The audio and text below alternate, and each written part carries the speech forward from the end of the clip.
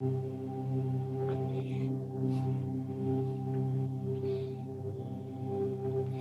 you. You're free to put whichever dates you like to submit. You can put that in the chat, those of you on the Zoom platform. And welcome to those of you steadily joining on Zoom. I'd like to welcome you all. My name is Hara M. Habab, the Defre Hattab, and I'm a student teacher of the master teacher, Malachi Z, Dr.York, Akran. And today's class will be commencing shortly. It's the final part of a 3-part series entitled Natural Ether Energy. Thank you all for joining. Greetings all. My name is Nabab Kentnihas. Thank you, Hara M. Habab, for the introduction. Always useful, a bit of a nostalgia going back with that particular calendar. Anu obviously would be Ray in the equivalent most high in ancient Tamaray or ancient Egypt. But welcome all to Natural Ether Energy part 3, the final part for us to conclude this particular class for this month, and there'll be another class for the second in 2 weeks' time on a different subject. Welcome to those joining us on the Zoom platform itself and live to Facebook. So I'm just going to do a short introduction, then walk you through the platform, and then we'll get into the natural ether energy subject matter for today. So what we just want to do just very quickly is just do a check and just make sure that you can hear me okay on the platform over the Om chant in the background. So I'm launching that poll now. So if you want to take a vote and let us know if there's any issues with the sound as I'm speaking.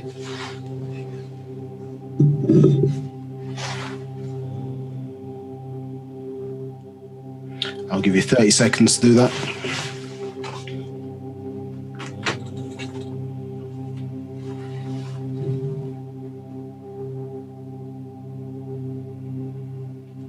Okay, excellent. There's no issues reported with the sound. If you do have any problems, please put your comments in the chat and the facilitators will do their best to assist you. So now moving on to the visuals, same thing. If you can just vote to see if you can see the title screen of the presentation. Okay, and I'm gonna just move it back and forth so that you can just make sure the animation is clear.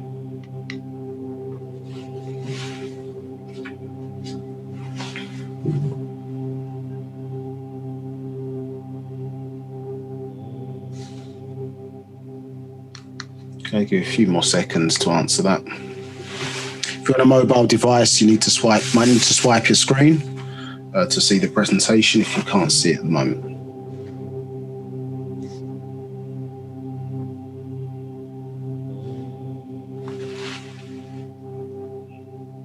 Okay, excellent. So no issues. If you do have any problems, please put your comments in the chat area, and then, as I say, the facilitator will be able to pick that up for you.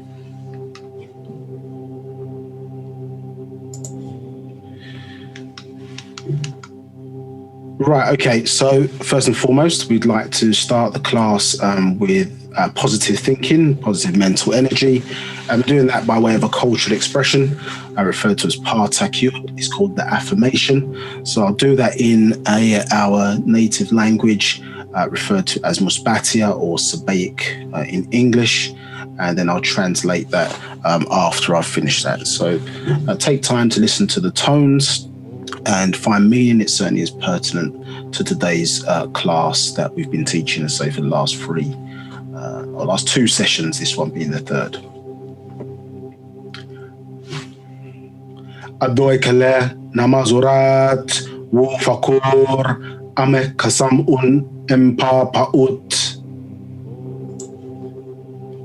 anuki jawef pa ashuk Paa Pau'ut Kale ashuk kawun jawef neya anuki kasam Paa Pau'ut Paa Pau'ut kawun kasam neya anuki wahu ame Paa Pau'ut Paa Pau'ut kawun wahu ame neya. Nakuk kadur najo ame kasam Paa Pau'ut. Wu-Sabat ame mushachas Nakuk kadur kawan kale pafef nakuk tayur jawef Paa Pau'ut. Ame wase ame tayarni kawun lake bakoy jawef Paa Pau'ut. Anuki abed bi nafashni Paa Pau'ut kawun anuki Paa Pau'ut kadur nakuk kadur Paa Pau'ut amul nakuk amul. So that was Paa Pau'ut. Let's go back and translate that for you in English. So we said, begin all prayers and thinking as a part of the all. And we said, I am in the love, divine love of the all expanding, and all divine love is in me. I am a part of the all expanding, and the all expanding is a part of me. I am one as the all expanding, and the all expanding is one as me. I can succeed as a part of the all expanding and fail as an individual person. I can be all that I want in the all expanding, as long as my want is to stay in the all expanding. I am never by myself. The all expanding is, I am. The all expanding can, I can. The all expanding does, I do. So that was from Paa Pau'ut, one of our, say, chants in our culture, the affirmation, which has, as I say, it's simple, but much hidden meaning beneath those words, some of which we'd explore today and which we've explored in part 1 and 2 of Natural Ether Energy. Now, in order to interact with us on the Zoom platform, if you do have any comments, feedback, you've got any issues with the sound quality or things of that nature, then by all means use the chat option there that you see on your panel, your attendee panel. So if you use that chat option, and please select panelists and all participants, that made sure that your comments are basically seen by all, so we don't get duplicate issues or feedback or whatever the case may be, so you can see what other people have also written. This is a question answer session, although it's on a fixed topic in particular, so there are a couple of options to ask questions. Also, if you've got any adjustments to make on your audio, you can use your audio settings on the left-hand side that you see there. If you've got any preferences or changes that you need to make to your audio settings. There are 2 ways to ask questions. One is raising your hand, as you can see there, and the question and answer button, which is a written form of questioning, and I'll come on to that one in a second. So if you've got a question which you want to come live to myself as the student teacher for today's session, so my name is Nabab Kaknihes, simply raise your hand, and what will happen is one of the facilitators will come to you and press a button on their panel, and that will basically ask you to unmute your microphone. So you would do so, and then you can come live asking your question verbally to myself. Once you've asked your question, if you can mute yourself back, you now have the power, because we've unmuted you, to mute yourself and unmute yourself. So if you can make sure to keep your phone muted once you've asked your question, as not to disturb the class going forward. If you've dialed in, then in order to unmute your phone, you need to press *6 to unmute, and then *6 again to mute back. And to raise your hand is *9. And then in order to ask a written question, you can place a written question in the chat, and then periodically what will happen, I'll refer to the facilitators and they will then ask your written question for you. Obviously, if you've got a follow-up or something that you need to ask further, then by all means, just put that in the same thread or question answer section, as I say, if it continues. So I'll do my best to answer your questions today. If there's things that you do not understand or are not clear, please do not sit there in silence. and that's what we're here for, to ask questions. Because it's naturally for energy, what we do ask is that the questions stay broadly on the topic that we're dealing with. In times past, people known us for answering questions in all different kind of guises. We're not the Black Google Chrome, so obviously try and keep the questions related to the topic so that everybody gets the best obviously out of the session. If it's worth it and the question's linked or something of that nature, then by all means obviously we'll pick that up, or if it's based on something that I've said, then by all means feel free to ask questions. As I say, more importantly is that you go away understanding what is being conveyed by us as the student teachers and students. Questions trigger emotions, and it enables us to bring out all of the information, obviously in this case, which is in my head, needing to be conveyed to you today. So we periodically will have poll questions. Luckily for you, there's none today, so you need to pay attention to what's going on, possibly just for time, we just need to get everything that we need to get finished for today's session so we can wrap it up. So we're not going to have a poll question today, although I may have a question at the end for you to see if you can answer, so it's worth you paying attention, because at the very end of this class I do have something that I want you to look at and see how best you can answer those questions. Now, if you're on the Facebook platform, if you want to interact, then you need to use the Zoom link, which is in the events section. So you can find that in any of the events posted on the Facebook page. And then you can join us in the actual Zoom platform itself. Want to interact, ask questions. We're not monitoring the Facebook chat at this time. So if somebody is monitoring or on both, then maybe they can ask the questions for you. You understand? If you have got questions, then post them in the chat. We'll pick them up after the session. Obviously, if you want them answered live, then you need to come in on Zoom. I say any feedback, etc., you can place that in the comments. So again, welcome to you all, but it's a slightly different experience than the Zoom platform itself.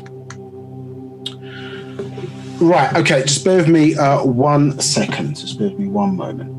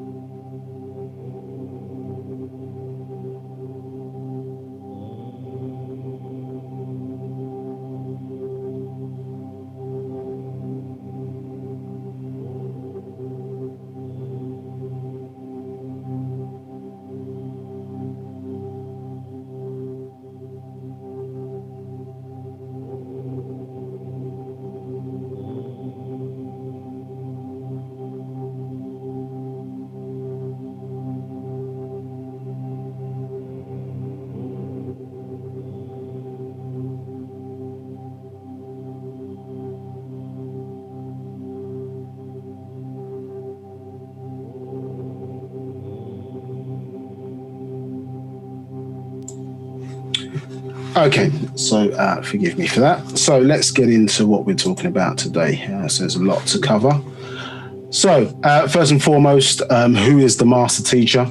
Well, we are student teachers of the master teacher, Dr. Malachi Z, Dr.York Okran, also known in this day and time as Ba'h B'ah Yaanuwn or Ba'h B'ah Yaanuwn, born in Takoradi, Ghana, 1945, June 26, specifically 12 midnight. Takoradi is in West Africa and is part of, or his mother was part of the Iwe tribes, so part of the Akan group of tribes in West Africa.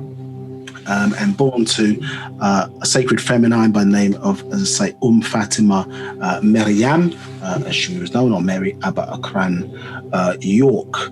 And as I say, birthed March 10th, 1929, you see on the screen there. And she's crossed over to the other side now to become what we refer to in the Sabaic language as a Muslafu, one of our ancestors. And basically, I say a formidable sacred feminine who is responsible, as I say, for crafting the physical body of the master teacher. And we always have to give credit, credence, respect to our sacred feminine, because without them we wouldn't be. Understood? And that is nature's work. So irrespective of what the monotheistic religions claim, that the reality of who and what we are as human beings is that we all came from the womb of a woman, at least human beings did. And in this instance, the forces that are seeking or forcing change from the world that's currently being ruled, or was ruled, let's say, by the Adamites or the Muadamu, with their 6,000 years, the forces of nature bring in the cycle of change, and in this instance, the forces of Wu-Sabat, which is the spiritual science of the Negro people. It is a feminine force or source that brings about that change. And so the first manifestation of that is by way of Mary Dr.York giving birth to our Warner in this day and time, Dr. Malachi Z, Dr.York. So we always have to give credit and credence. If you talk about leaders or teachers or great people, obviously we're interested in who their mother and also who their father is, to pay that respect for this natural triad. Now, the other part of this jewel verse, which gave birth to the universe, which we all are, of Dr. Malachi Z York, is his father, Al-Habdi Abdur Rahman Al-Mahdi, born, I should say, in 1922. Unfortunately, was assassinated in 1970, but is part of the royal family of the Sudan, and is the grandson of Muhammad Ahmad al-Mahdi of the Sudan, who you can do some research on. A formidable spiritualist, master Karama. Let's say he was hired by the Sudanese at the time of the Dongolawe tribe to drive the British and the Turks out of Africa, as you can see or read more about that in this actual fact called The Guidance. And this is Dr. Malachi Z York at age 25. At the time, he was known as Isa al-Hadi al-Mahdi. And he talked about at age 25 his initiation, where he was housed by being referred to as El Khadir in the religious schools, and various different names and titles, Melchizedek, so on and so forth. And this sounds outlandish to many.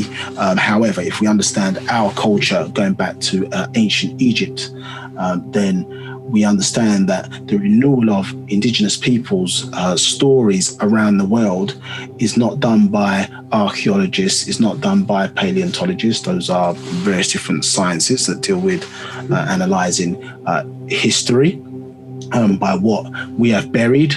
However, our renewal of our story comes from above, dealing with outformation coming to us in the form of information. So outform is in order to transform or seek change for a new form of body that is not in the image and after the likeness of the Mukasu or Muadamu, the white people have had us, as I say, under the spell, certainly for the last 6,000 years, and in the last 400 years, their interception into our genes by way of the kidnapping, falsely called slavery, caused the creation of the Negro, in the sense, American, English, whatever you want to refer to it as, but a new dead mind individual, Negro, linking to the Greek word nekra, dealing with dead. So we were mentally dead as a people and needed to be resurrected by way of our own spiritual science, dealing with the birth from the natural forces of natural nature, in the sense, under the spiritual science referred to as Wu-Sabat.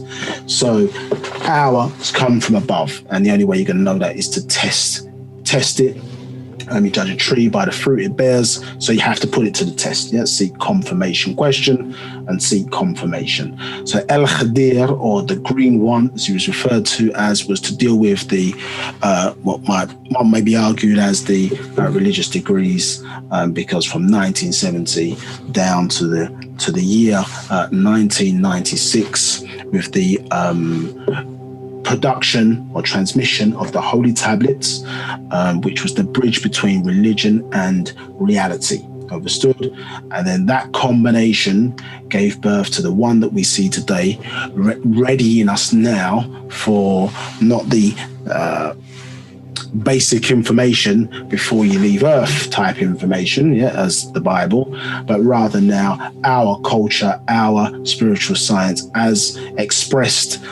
You find it in ancient Egypt, and more specifically in pre-dynastic ancient Egypt, and that of the original Tahites, the Sans people of South Africa, who originally evoluted out of the Indian Ocean. Let's say Indian Ocean, the cells, I should say, were seeded in the Indian Ocean by our ancestors from the continent of Antarctica, obviously now covered in ice today. But prior to that, and say evoluted out of the waters in southern Africa first, that we migrated out from there. So the combination of the two is Dr. Malachi Z, in-housed by the being known as Paa Pau'ut Yaanuwn, or Yaanuwn, as I say, the 19th elder out of the 24 elders. And as I say, at the end of the 24,000 year cycle, the 19th elder incarnates and takes up the 25th seat on earth, and is given 1 hour symbolically, in this case 60 years, to convey the information that we need to transform ourselves from mortals back into supreme beings again. Understood? And so you've seen a significant conveyance of information. They say to be taking a long walk on a short path, and that is symbolic to mean that a lot of information has to be conveyed over a short period of time. So you've seen over 1,000 books written. No other organization, or certainly Black organization on this planet, has as much information as we have.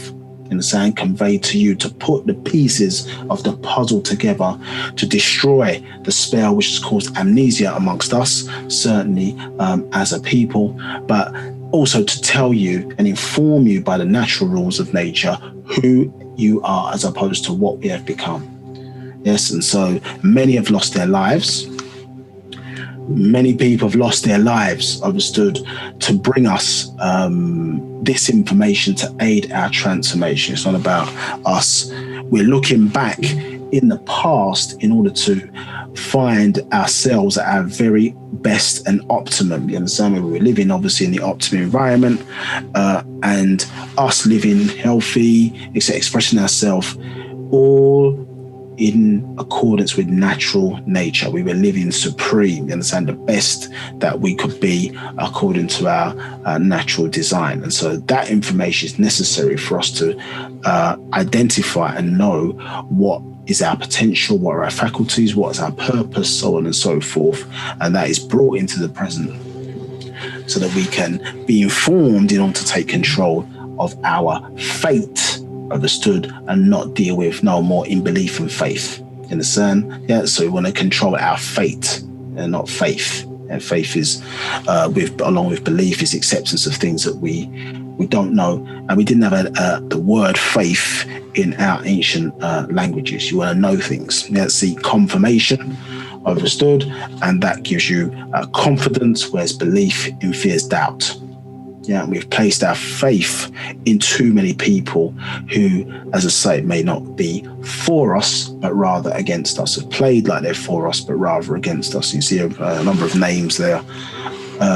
With Dr. Malachi Z being the culmination of many teachings that have each brought a piece of the puzzle, so we can put the bigger picture, so to speak, together, and enable this second resurrection, the coming through of this Wu-Sabat. But as I say, because we were under this spell, a number of things had to be addressed first, which is dealing with those lesser mysteries, as we refer to them as in ancient Egypt, or Tamaray. And as I say, that had to be dealt with in the first 30 years. They brought Wu-Sabat, or the master teacher brought Wu-Sabat in 1963.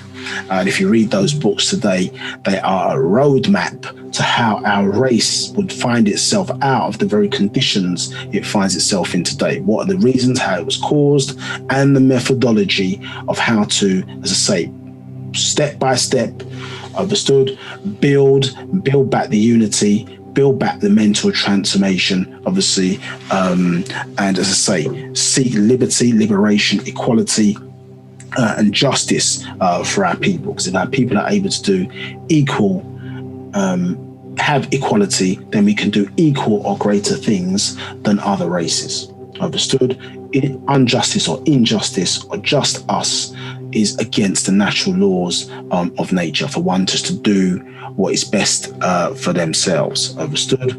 We are not wrong. We don't deal in wrong racism, so we're not interested in the suppression of another race to further our own race. Understood? To violate the code of races, but rather, obviously, we understand based on the conditions that we're in, we have to take time out and develop who we are before we can extend ourselves to be helping others. And no one's going to help us other than ourselves. There's many libraries, information sources around the world that have information that would reverse the status quo, go in opposition to many of the false information teachings that still plagues the world today, that causes a lot of the division and conflict between the races, yet they choose for various reasons to keep that hidden, understood, and keep that information only for a select few.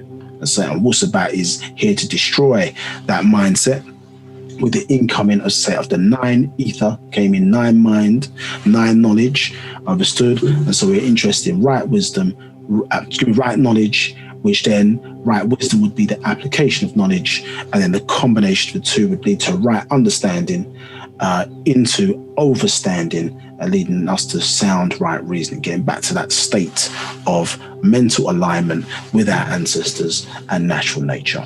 So we had to deal with the lesser mysteries and the religious degrees first, because, as I say, the Wu-Sabat was too heavy for the people in the 60s, and they wanted to believe something, as may still do today.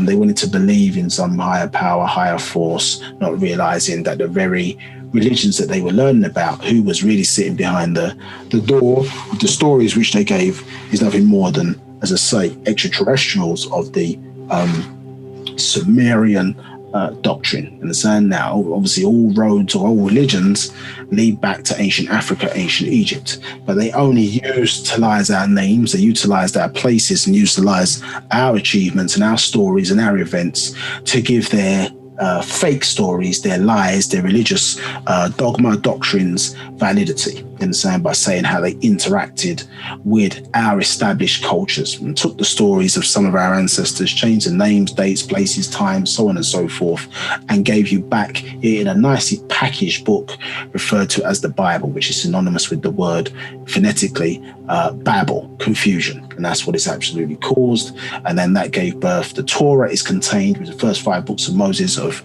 Mosesism, or the Jews, so-called Judahites. That is contained in that Bible, the first 5 books, Genesis, Exodus, Leviticus, Numbers, Deuteronomy. And then we go on, both of those gave birth to the Quran, even though the Muslims will claim they were before all of these, but the Quran is simply a book where every verse in it can be tied back to a verse in the Bible, and they simply change the names, places, etc. to give themselves exclusivity and validity to the world. And both of those, all of those religions, let's be honest, are responsible for most of the world wars that we see on the planet today in some way, shape or form.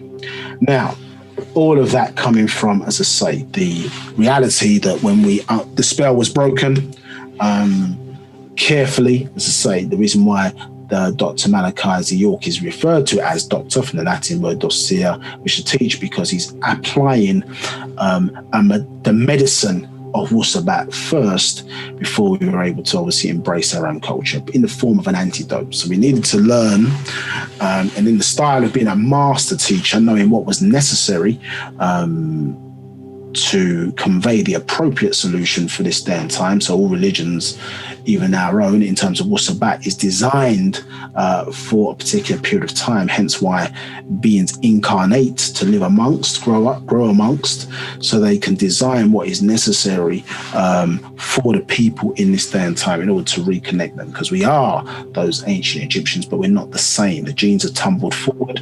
We've been affected by our environment. And more importantly, we've been affected by the Mukasu or the Muadamu, the Caucasians mixing in with our genes. The interception, as I say, has created a new being that is more interested in self-destruction more than self-preservation. And so in order to root out that poison, understood, a being was needed of both natures in order to deal with us who we are. Let's be honest, we're hard of hearing. We didn't listen to Marcus Garvey when he came and spoke. We didn't listen to Honorable Elijah Muhammad when he came and spoke. And then most of these leaders, Noble Drew Ali, so on and so forth, have ended up dead, paupers, so on and so forth. And even our own teacher, Dr. Malachi Z, we ended up putting him in prison. So our people, when somebody comes to present the good medicine, the bitter herbs, the truth of truth, the facts of facts, the actual facts, the proper knowledge, many amongst us of our own race, and obviously we're all one people, all connected in that way, we destroy the teachers, as I say, that come to us to help us. We say we want to be out of these conditions. We say we want to be helped. But the reality is we love the ways of the Mukasu. We love the ways of the beast. We love the ways of this society. If we didn't, then our mental focus would be sharp enough. We'll be working our way out to create everything needed for self and kind. You understand? It doesn't matter what organization you're dealing with. We, obviously, as one of the forerunners, as I say, were close to that objective in terms of having our land, flag, and the language. So we would be our own nation. And as I say, COINTELPRO caused it, as I say, that to stop or slowed us down, and so we're still fighting, as I say, for the freedom of the master teacher, as I say, for the benefit of our race and survival. Obviously, you can see with all the various different prophecies fulfilling themselves right now that you were warned about, all come into fruition in the day and time we're in. They call it the great and dreadful day of the Lord. But as I say, all of that was to uncover simply that the beings of your Bible, Quran, Torah, so on and so forth, are nothing more than extraterrestrials, using modern day terminology, not the myth, legend, etc. And the reason why there's so much confusion is because of that reason. You get the job title of God is a job title, Most High is a job title. All these things are job titles, like a, as I say, sergeant, colonel, field general, etc. in an army. And when you go to Sumerian tablets, we find out the names of these individuals, and the conflict, as I say, between the two brothers. Revelation chapter 10, verse 7 talks about this mystery being finished, by this so-called seventh angel or messenger in this day and time. And what we have seen, as I say, this spell broken, at least in book form. And for those who have really studied, really put the work in, as I say, to break the spell of religion as they have given it to us, and the spell of Imam, as it was called in ancient Egypt, which put upon our people amnesia, so we forgot who and what we were. The spell of religion, which is called the spell of Kingu in ancient Sumer, and that was basically where we started to worship things outside of self and kind. It was the introduction, as I say, of Zoroastrianism, in the sense, which is what Abraham really worshipped according to their story, a man named Zoroaster, and Anunnaki, excuse me, who introduced what was be classified as fire worship, because that's what you're seeing in religion today. The light, which is really fire. There was no fluorescent or incandescent lighting back when they were writing these so-called scriptures. So when they talk about light, it's really fire. Understood? And so, and we know what that relates to. So And then the final spell, which is the spell of Leviathan, which is in the Bible, which is the spell of money.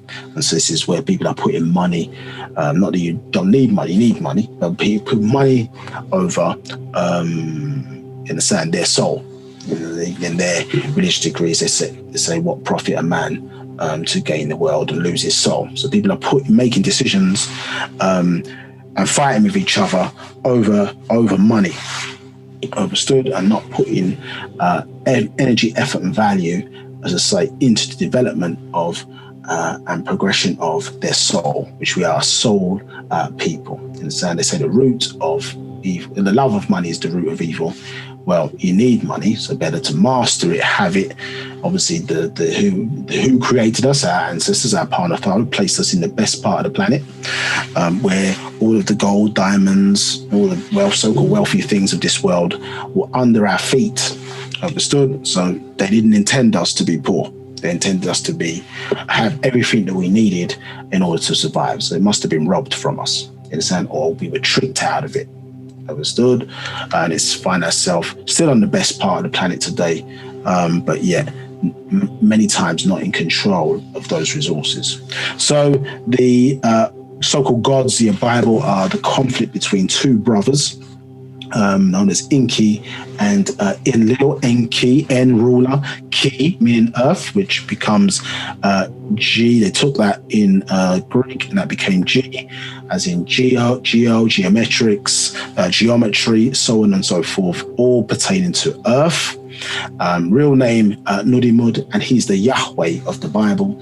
And then you have Enlil, En ruler, Lil for the skies, whose real name was Nunamir, and is the Baal of the Bible. And this is where you get a conflict between the two different brothers here. So the Yahwehs, obviously, those you have prophets with the name Elijah, Jeremiah, so then the Yah prophets. But if those Yah prophets converted, then they became El prophets, and so and they were followers of Enlil as a result of that. So here Ezekiel and all the other L's that you can see as prophets. So separation. No one ever asked the question, well, how come they've got different names, so on and so forth, or just belief and ignorance. No one ever asking the question, saying that there was conflict, as I say, between two brothers. Both of them are negative for us. Understood? So one is telling you what not to do, and one is telling you what to do. Now, what to do is self-destructive, and what not to do is also self-destructive, because it says don't do it, but then allows the things to take place. So what happens is you can see that cigarettes, let's say the evil is they allow, let's say, for example, cigarettes to be sold to individuals, you understand? So the production of cigarettes would be an Enlil mindset, because that's a self-destructive substance that they want people to be addicted to. The Enki side, which appears to be the good side, would say, well, okay, don't smoke cigarettes, and provide all of these things to let you come off cigarettes, nicotine, chewing gum, blah, blah, blah, all campaigns or whatever, don't smoke, it's bad for you, blah, blah, blah, blah, blah, but still allows it to be sold.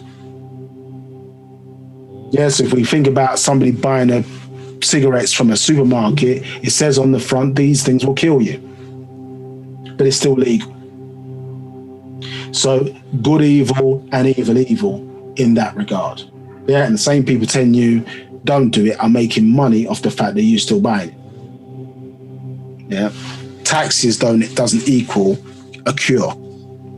Taxes doesn't resolve the issue of what those are doing to your lungs. And we see this all the way through our society, and so we get angry, let's say, at the crack dealer down the road who's selling what they call Class A drugs or whatever, and we're told that we must be angry at that individual, but we're not angry at our supermarkets who sell cigarettes, much more addictive, in the millions, you understand, every year. And how many deaths are they responsible for? So it's all a game and a trick, as I say, in the one God scenario, as I say.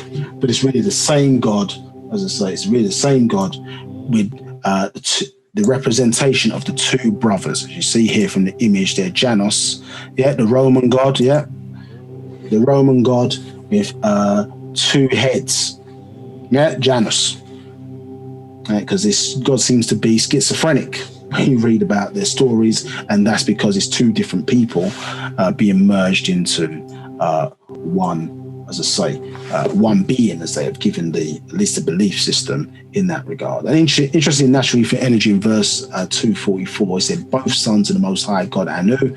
I know there was something read earlier, Anu, but that's old doctrine, and that would be our equivalent in ancient Egypt would be Ray or Paa Pau'ut Ray, as one God. So they both use us, we as one, on me for both of their orders.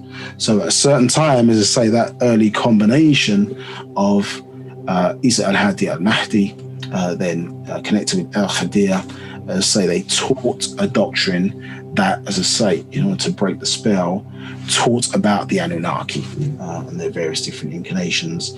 When the transformation, or the next stage for us now to move from out of the spell teaching doctrine or spell removal doctrine on now into really came to teach, then a new combination came in, and as I say, you were informed who these individuals really were, their proper nature, and why even they are related to us, because obviously Inki, when he came here and incarnated here, mixed in with the Sands people in South Africa, so that we have at various points Anunnaki genes, as I say. That's why we're so, as a people, can be so devilish, and why we have to try and root out, as I say, this element out of our genealogy, which would take, if we started that transformation now, and would take at least 400 years to, as I say, root that out of our genealogy, if we do all the things necessary in terms of applying Wu-Sabat, getting in the right environment,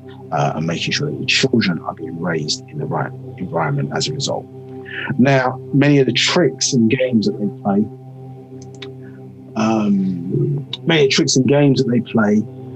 is because you don't know who's sitting in the seat, and people were not designed to be in this system, not raised to be intelligent enough to interrogate these things that we have been given. So the Bible, Quran, these various other things have been around for a long time, but never really been interrogated and in a proper way until the master teacher came along, and as I say, wrote various different degrees addressing each one, and hundreds of books on various subjects addressing religion. So even now today, the master teacher is still uncovering things that we have missed. One of these is the fact that they don't want you to know that when you go to Genesis chapter 1, it says these are the generations of the heavens and the earth.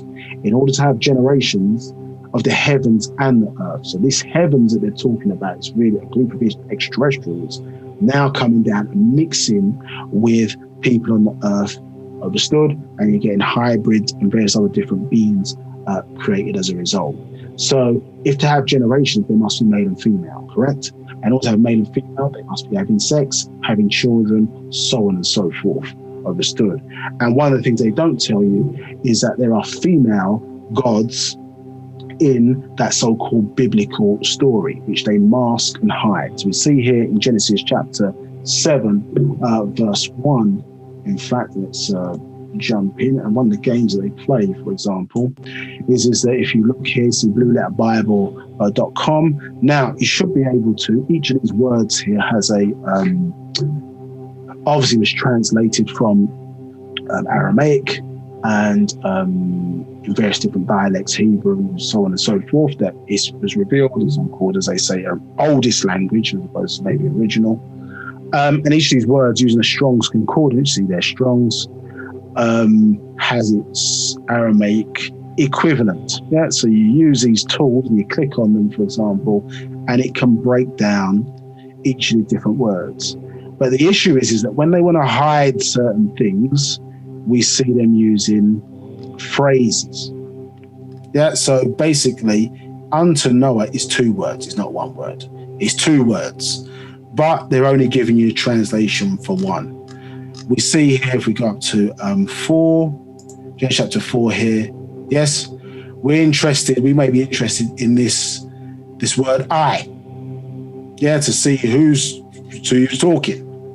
But what they've done, they've phrased it off. So they're only giving you a translation for one of the words, not, as we can see in this case, for 4 words.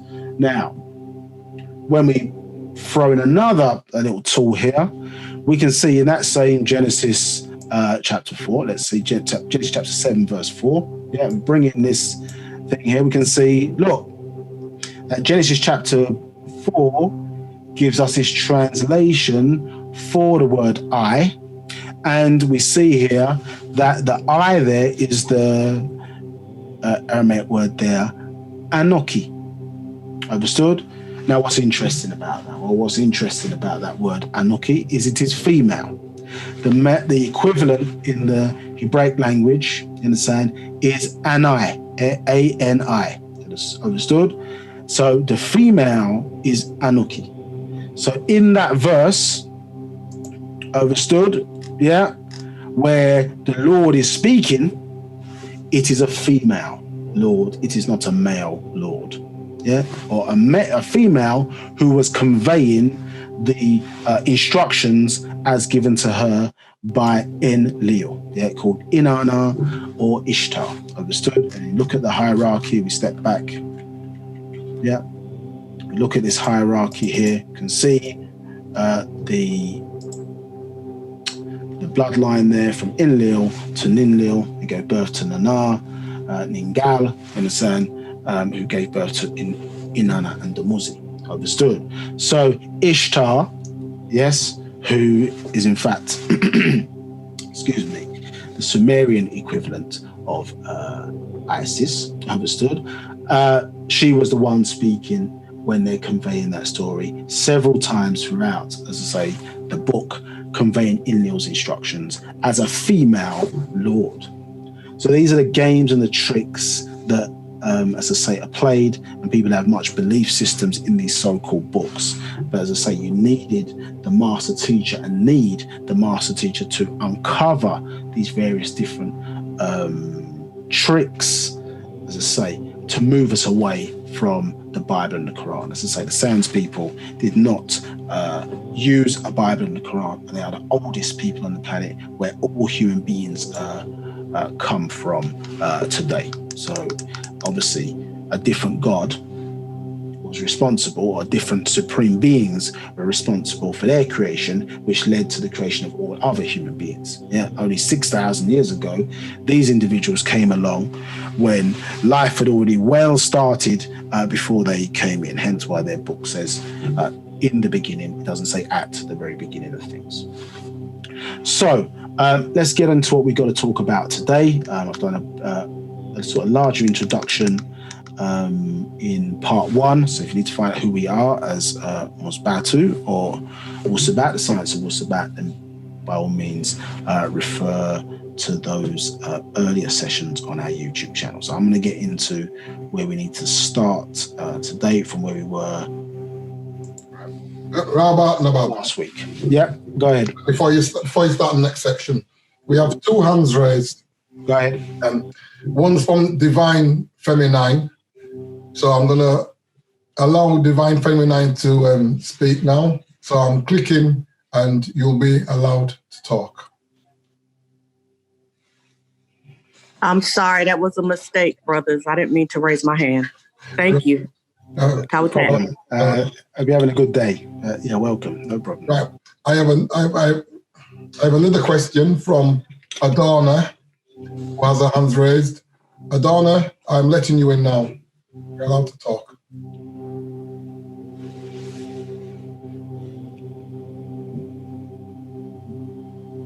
Adana, you can now speak. Right, we'll move on. Okay. Any written questions? There are no written questions so far.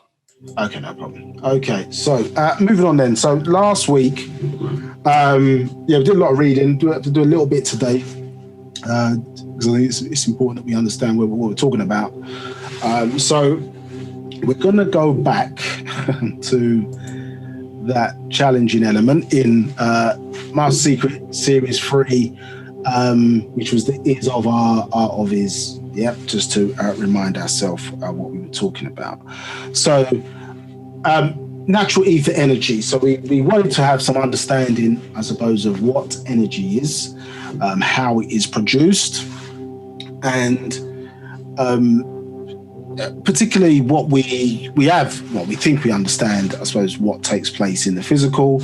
But as Sabaeans, we are interested, or Musbatu, or as Nagaru, we are Negroid people, we are interested in the aspect that of the majority. Yeah, in this society, we seemingly are always the minority, it seems. But in reality, when we look up at the so-called night sky, yes, so I say so-called because it's not night, but in the state of darkness, we are in an environment that is majority darkness and looks exactly, if you look at your skin, it looks very similar to how you look. Understand? Or certainly you're closer to that than everybody else on the planet is. Understood? And so the majority of existence is darkness.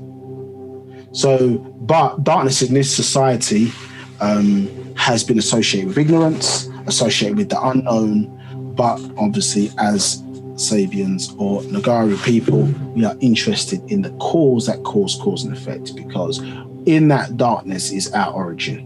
And so whilst the world hates us for our connection to that darkness and what is taking place in it. So we've spent a number of hours discussing and talking about that world and making it clear for us to understand the reason why things exist, where life comes from, the origin of things, so on and so forth. And one of the important aspects of that is natural ether energy. So let's take a look at this first page again, just to remind ourselves. We did go over it in some detail, but to sort of plug us in to where we were before, we're just going to look at this again. So it says, Likum ay mumra najem kharadu shalel wunawap. Yeah, that'll be Wu-Sabat in this day and time. It says, for you, my beloved star children of Wunawap, we all live by the Sadadat rules of natural nature. Yet others live by laws. And talking about nature, let's say we're talking about rules there. Okay, let's get to where we're supposed to be. Rules. And these most tawuba, blessed rules of natural nature, are of kawanat existence by which we live. Yeah, so fairly straightforward, correct? The rules of nature are of existence. Yeah, so fairly straightforward. And we are supposed to live by that. You understand? Others, we talk about unnatural, will seek to go against those rules. And oftentimes the laws that we have in this society go against the rules of nature. Verse 3, it says, the Sadadat Shalel Kawanat, the rules of existence are the rules of being, becoming, and became. Yes, so 3 states, yeah, of motion, movement, or let's say it properly, growth. Being, first stage, becoming, second stage, and became. Yes. The rules of nothingness to somethingness, the sum of things, you are a thing. So it puts us in the world of things is that in the nothingness, not in the somethingness. We established this last week, that somethingness starts from the hydrogen atom, which where physical existence starts from, as far as the way things are measured, at least in this society today. Understood? And that's really where things become detected in what is being called light. Now, it says you are a thing, mukwanun, a being. You of is, you are. So what is, because it's in bold, and what is are. Yeah, so these have got specific meanings in Wu-Sabat. It says the rules of things and my beloved of things. So we established last week that here, because we're a thing, in certain times you refer to us as beloved. The Master refers to us as beloved, which is the term mumra. Understood? Which is a term from ancient Tamaray or ancient Egypt, and we were beloved, or those individuals were beloved who mastered entry into the ancient Egyptian order. They were called beloved as a result, respected because they mastered certain things within our society. Understood? So we refer to it as beloved, and we're being called that same today. So the rule of things and my beloved of things are exactly the same. So us as a being or a thing and the rules of all things, they're the same. For this a thing and all things is the same. And it says, because all things or a thing is all existence. Yeah, so a thing and all things, all existence, and existence is all things. So we understand that existence is made up of things. Understood? And is, it being aligned with meaning, it's not necessarily its definition, but it being aligned, if you have to understand its meaning, is all things, yeah, or a thing is as well. Yeah, so it can be all things or it can be a thing. So we went through that in some detail last week, where the whole and a part can be the same, right? The same characteristics for us. The tricky thing they do in English is that if you look in the words, understood, yes, you say a part, who's separate, a and the word part, you separate them, understood, and it means I'm a part of the whole, correct? I'm a part of, as you heard in Paa Pau'ut. I am a part. I'm part of the whole. But when you put those two words together, exactly the same phonetical sound, apart means separation. Understood? The same way alone means separate. Understood? But is really the word all one. The games they play in English. But in the rule of correspondence, let's just turn that down a second. In the rules of correspondence, yes, we understand that part can be whole. And we gave the example, as I say, of by design or by corresponding design. The fact is that, as I say, an individual, their whole being, can be reflected in one cell of their body. So as if you be clothed in one cell of their body. My headphones in. Right, okay, so we're looking at this again now. So is all existence, and existence is all things. It says now, the rule of is and are. So the two, I've got two separate rules. The things of is are. The purpose is of are of is. Now, so each one of those things, because they're in bold, they've got meaning. And when the master teacher puts things in bold, it basically means is to look it up, yeah, find out what that meaning is. Now, of basically in natural ether energy is given a definition, which we'll probably get to a bit later on in this class. But for now, for your understanding, it basically deals with the purpose. Yeah, so the effective, when you see of, it's dealing with its purpose. So what is the purpose of this thing? So the things of, or the purpose of is, are. And we explained to you last week that are originally came in etymology from the word be, so to exist. Yeah, so it's saying the purpose of all things is to exist. Yeah, so the things of is are, understood? Yeah, so this world of things, the purpose of is are or be, yeah, the purpose of is are of is.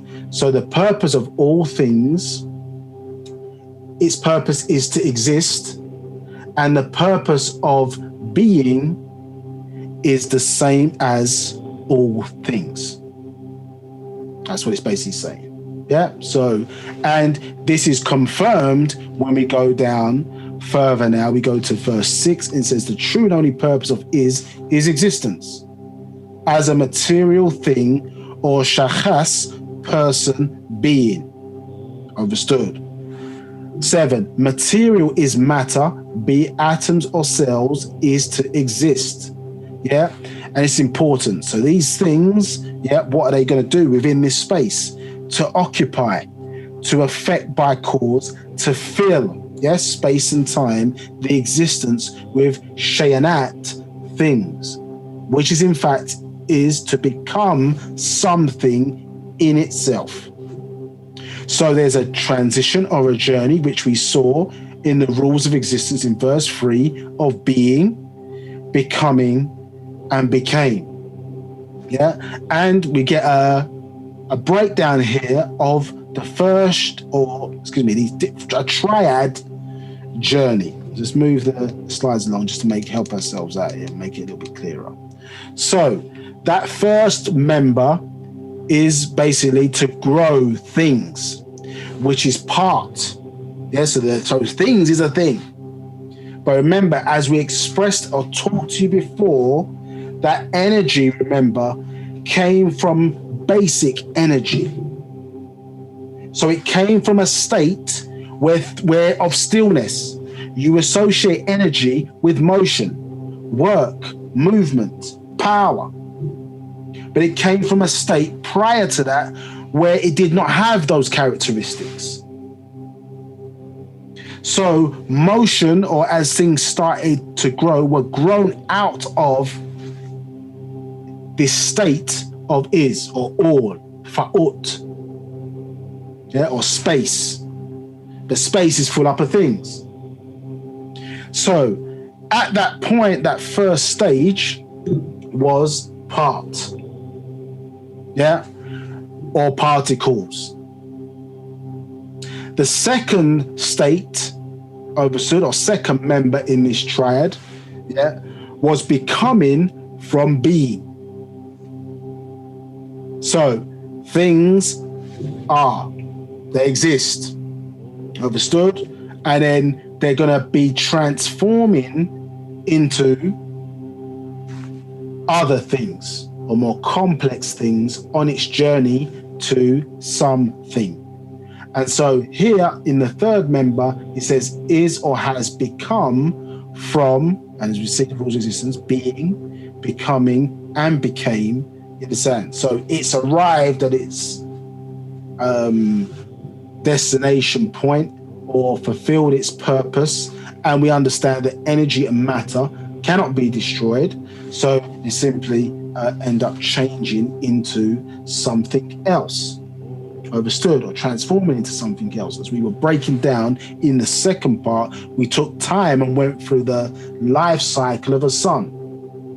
Understood, and when its formula, when it basically could no longer sustain because it had two forces. Remember, the gravity was pulling the elements towards the core or towards the center, and obviously its own expansion, or the formula of burning that was taking place through 7 cycles, hydrogen changing to helium, but going through several different burning cycles, that was causing an expansion. And when the power of that expansion could no longer sustain the mass of that particular star, it collapsed in on itself and then exploded outwards, obviously into millions of various different pieces. Each one of those pieces has the potential then to grow into another star.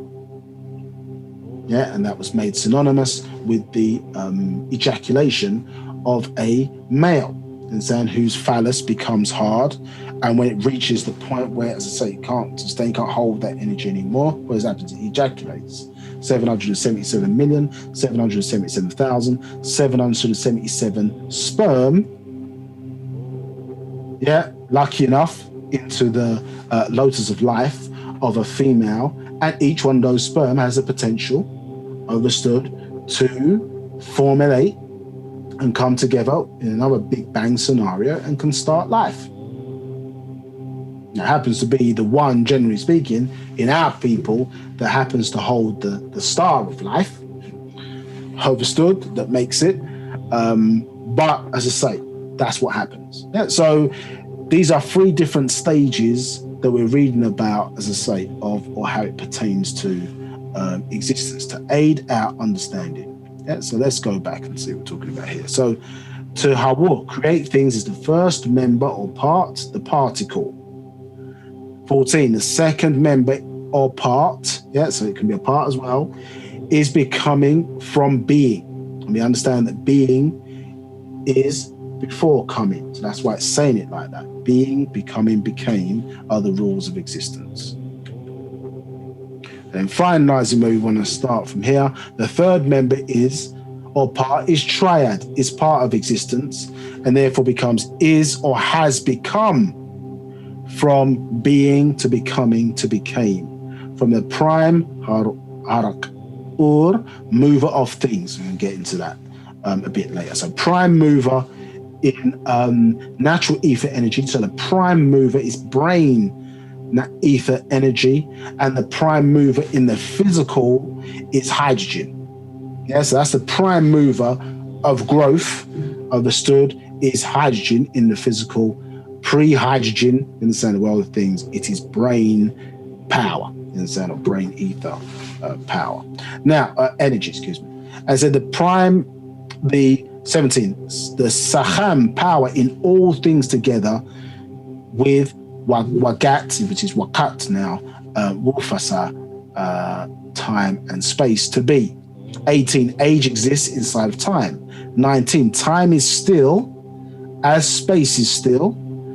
20, so in fact, all is still.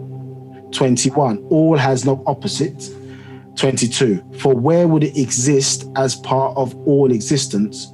Who is Pau'ut, or expanding?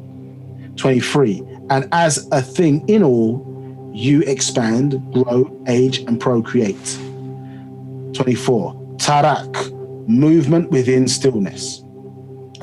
25, so you as Kabat center are all persons, places, and things. We understand that, nouns, isn't it? 26, until you are moved off your center by the effects of growth. Let me stop there on that one. So that's a reminder of where we were, completing off, as I say, what is all of the art of is, so on and so forth. There's a separation between the world of things and the world of some things, and what is taking place and what is the purpose of things happening in the darkness. We've covered all that last week.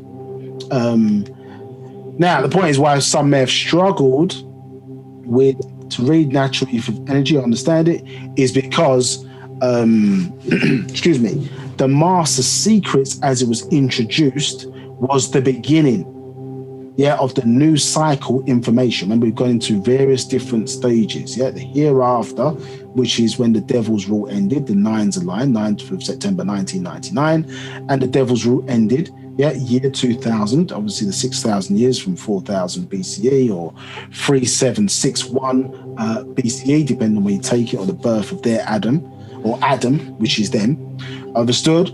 And that 6,000 years obviously counted down, rounded up to the year 2000. That was the end of their cycle. So here after the devil's rule was the income in the new cycle. And say 2012 into 2013, 2012, symbolic, as I say, of a certain event where the axis of the planet points towards the center of the galaxy at certain points, and then points away from the center of the galaxy, every shifting every 12 to 13,000 years. And we moved, that event happened, as I say, shifting now to the axis pointing towards the center of the galaxy, and that brought in the thereafter. Understood? So the new cycle information of us now, no more, I suppose, symbolism in that regard. You're getting actual facts, you're getting it actually as it is. Then you started off with the beginning of that, and so clearly onto more complex areas, which is why people may struggle with the understanding of some of the terminology in natural ether energy. Any questions before I move on to this next bit? No questions. No questions from my side either.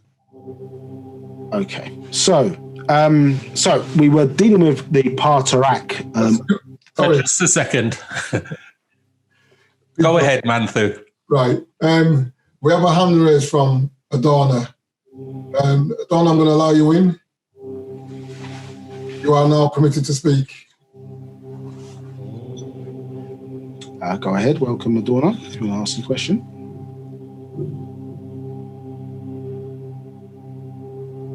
unmute yourself.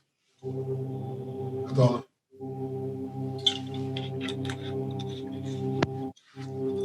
Can you hear me?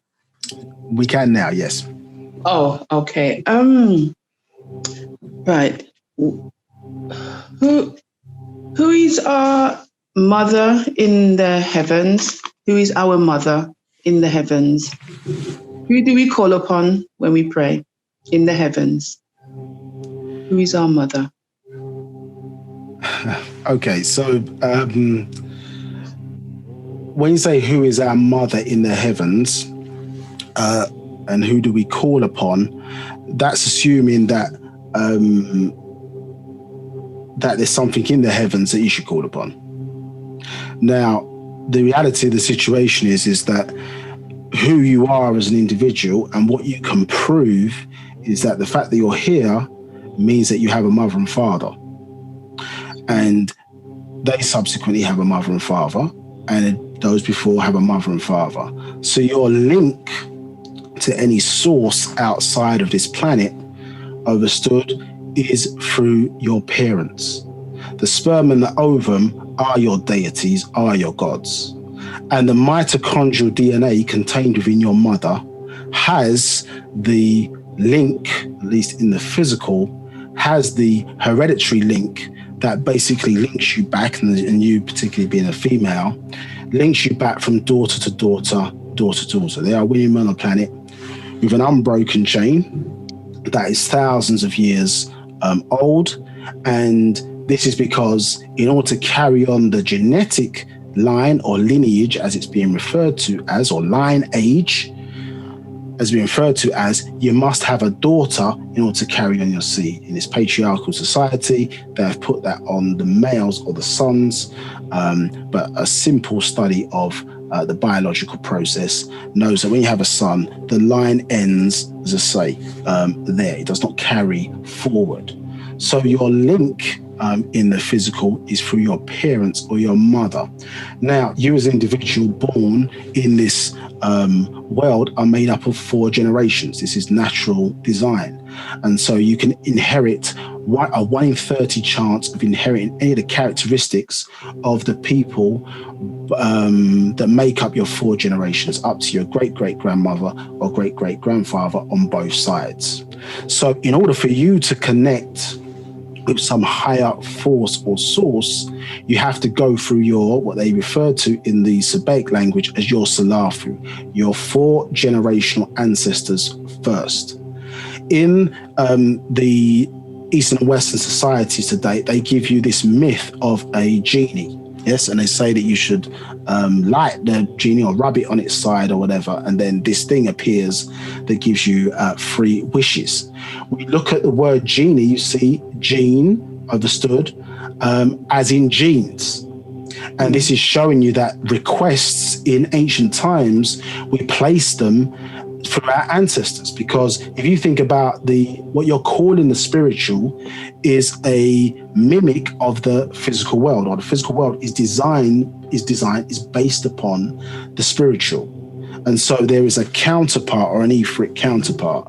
Your ancestors, obviously, who lived in the physical, are now existing to seek higher forms of existence in further schools, you may call it, or a further life, so on and so forth, that they are seeking to master. Part of the work that they need to do is to protect their line or their lineage or their seed by assisting you to elevate or become what you're supposed to become, for lack of a better word, spiritually. You understand? So at the point of death, you are able to raise up to what we refer to as 7, 8, and 9 ether vibrational levels, and not end up at the lower levels where you can be used by other races to feed their sources and forces. So the first point is that one should be directing with the correct ritual, and it's not about cutting any chickens and all the various other different things. Those things were designed to steer us away from the fact of proper ancestral worship, because invaders came in and added certain things in certain cultures and added certain things to the rituals, which were based on their spirituality and not the original, which was touching back with natural nature. So when you say who is your mother, your first mother is your actual mother. You understand? That is the first one where you should be directing your energy to, or who has passed in those 4 generations. If your mother is alive, obviously she's still active, in contact her physically. You would be directing any requests, if that's what you're making reference to, and that connection to one of those in those 30s. If your parents are alive, both of them, mother and father, then that would be 28. So in those 4 generations, that's where you'd be directing your requests to. You understand? Because when a person says pray, what they are really saying, it is the art of talking without listening. And it goes hand in hand with meditation, which is the art of listening without talking. So a person would pray, chant, and get in tune with their ancestors, and then listen back. There'd be silence, so that they would listen back for the voices of their ancestors speaking back to them to guide them in whatever message they needed, etc., for their development. When we talk about higher ancestors, then we talk about those who are responsible for existence as we know it as a whole. And you would connect to them through one of those ancestors, because that's real to you. You don't know about people who lived thousands, millions of years ago. Understood? You're just directing your emotional energy into nothingness. Understood? Dialing the wrong telephone number. So you need to know the right telephone number in order to direct your prayer to who it needs to go to. Yes, you don't have that information, but your ancestors or your Salafu have that information. So if you want to connect to somebody further back, you use them as the portal or vehicle to do that, which is the same how it works in the physical as I expressed about mitochondrial DNA. The link physically in the DNA is via the mitochondrial DNA line. Esoterically, you use the same system to make contact outside. Now, how they are separated is because if you want something to do for self, i.e., I need help with my BT telephone bill, I've got bailiffs on my back, these people are trying to attack me, so on and so forth. That is to do with your personal life, things that are going on to you. So the same way you would go to your grandmother or mother or family for assistance in the physical, you would utilize them for those types of requests in the spiritual. So they're going to help you for things that are going on in your life. If you're concerning yourself with things outside of that doesn't pertain to you, that is for the benefit of self and kind and race, the environment, and so on and so forth, that is when we direct those requests to the higher ancestors, referred to as the Paa Natharu, which in actuality, from a visible point of view, they are the suns. Yeah, when you're looking up at the sun in night skies 93 million miles away, that is what would describe by your ancient ancestors as an Natharu, and those are suns. You are a terrestrial representation of that sun. This is why at the word ancestor, the AN really means sun if it was translated into English. You're saying suncestors, and because that is a gas, we descended down from that gaseous state, understood, into liquid, then into solid, then we are referred to as their descendants because we descended down from that energy or gaseous state. So that would be your physical mother is your mother, and your great-grandmother, your grandmother, your great-grandmother, your great-great-grandmother. So 4 up, you've really got 4 mothers, understood, and 4 fathers. They spell 4 fathers F-O-R-E, correct? But it's not 4 F-O-R-E, it's 4 F-O-U-R, because you have 4 mothers and 4 fathers. And through them, you obviously then have an esoteric link to the sun as well, which is your higher ancestor. The sun is not an inanimate object. It's a planet with brain, blood, understood, and it makes decisions, so on and so forth. Yeah, you are just happen to be the terrestrial representation of that. So the mother that you speak of in that regard, that birthed the suns, is the darkness that we're talking about today. The blackness of space, understood, is the mother that resulted in sons being born, that darkness. The same way, if you think about yourself, you have a womb which is in darkness. understood? And it produces children, understood, that become detectable in the light out of that darkness.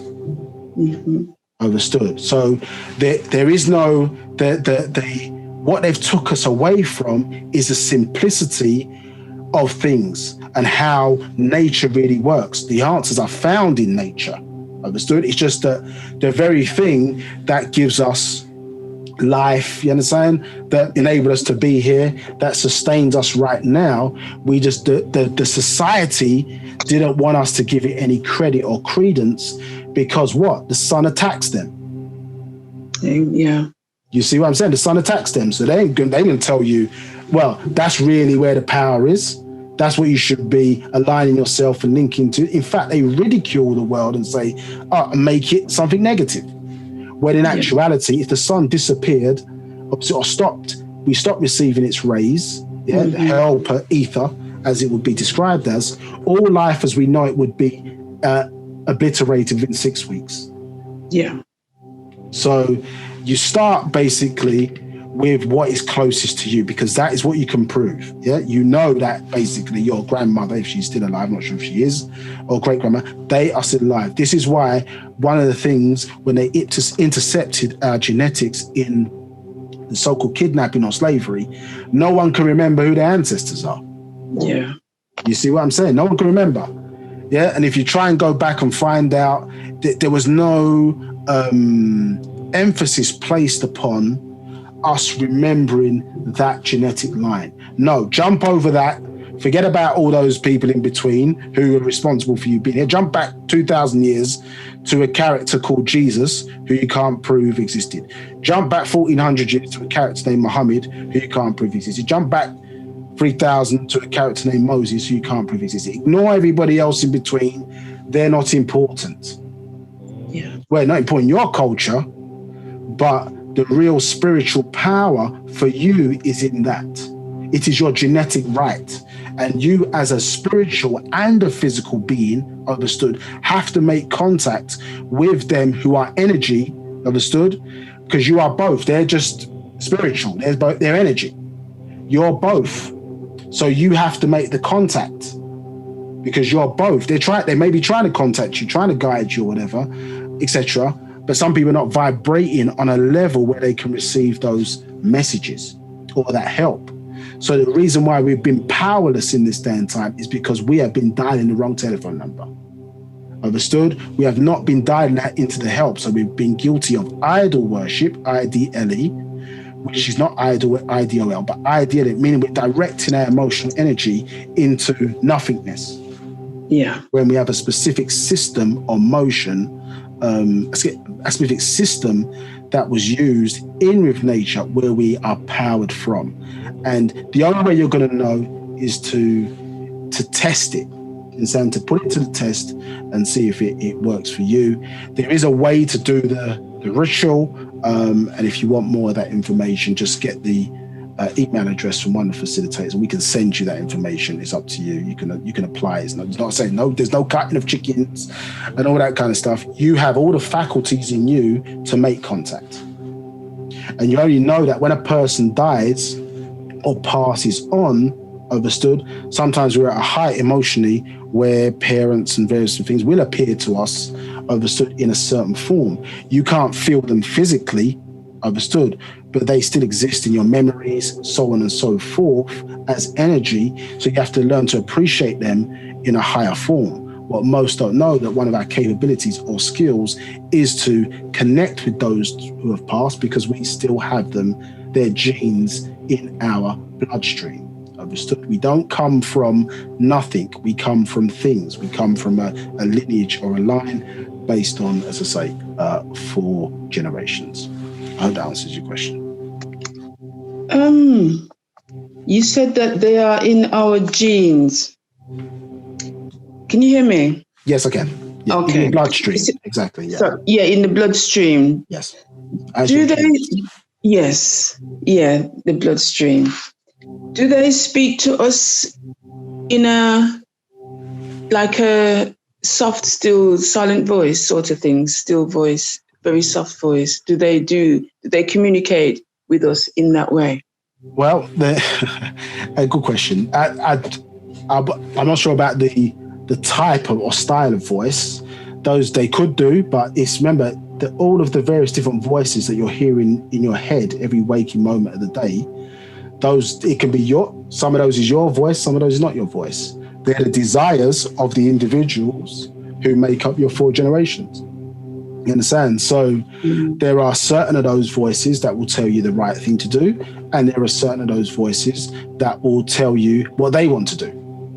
Because their desires, if you think about how all of the food the person liked, their desires, what they were into, so on and so forth, remember, is stored in their DNA and RNA. And when you're in your mother's womb, in the placenta, that blood is then get transferred into your system.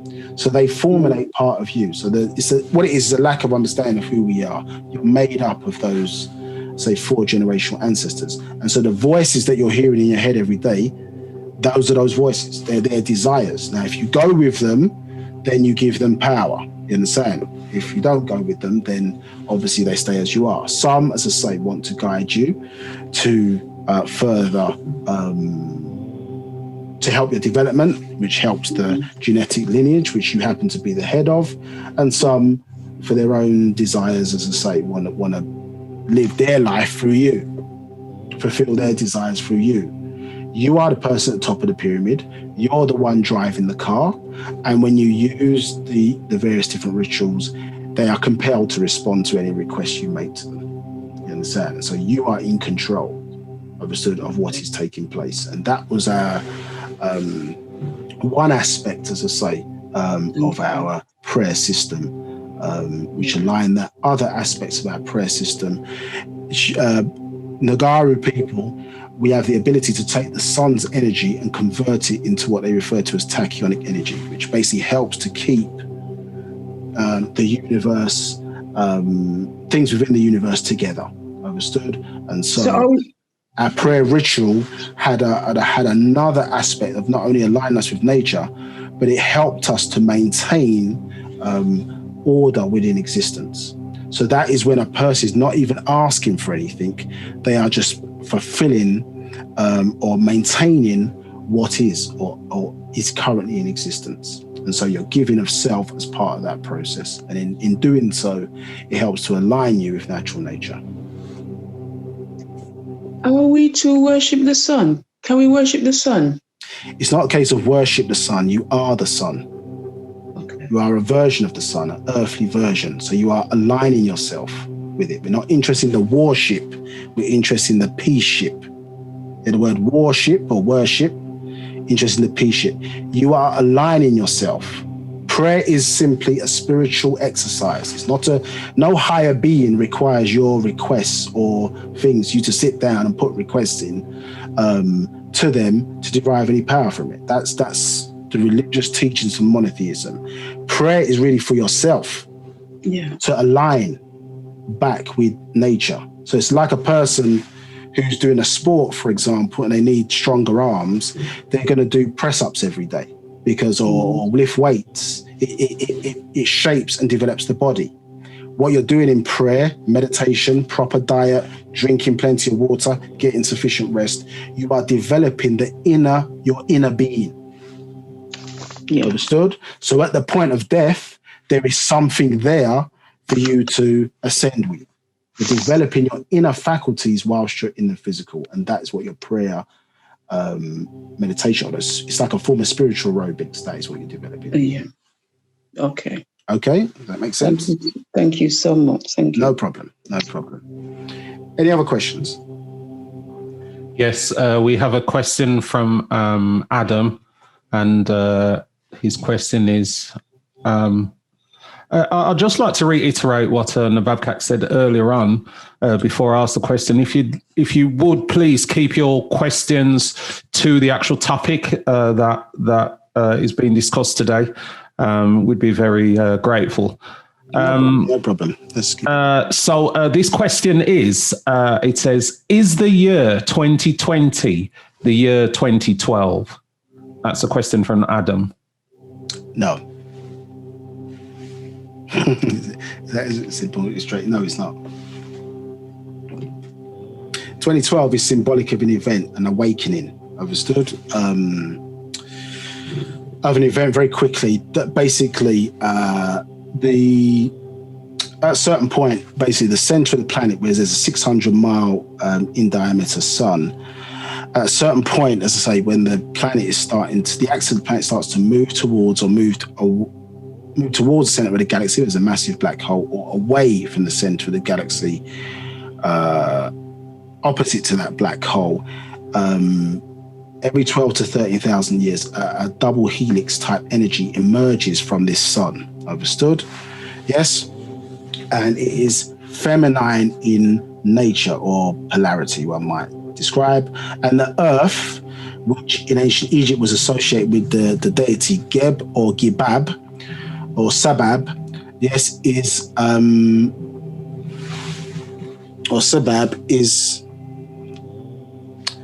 Sabab is dealing with the earth, understood? And what happens is double helix type energy starts to pulse back and forth from the center to the surface of the planet Earth, understood? So back and forth, male and female, back and forth, back and forth. And what happens is at a certain point, it reaches its apex and the planet experiences what you would describe as an orgasm. How those characteristics work to us on the surface is that everybody started to receive this awakening. They want to find out who they are, who their ancestors are. They want to get more spiritual. You understand? Some interpreted that as going back to the churches, going back to a mosque, synagogue, so on and so forth. So it formulates an awakening on the planet, as I say, which reaches a certain apex. The physical characteristics also of that you've seen are oil finds, because the pulsing in the last cycle was originally in what they wrongly maybe call the Middle East, Saudi Arabia, in that region, and then it moved in this cycle, this event taking place in 2012, it moved, as I say, to Africa. You understand? And so you're seeing a lot of oil finds as a result of this energy shift or movement. So 2012 is symbolic of an event rather than the date. Any other questions?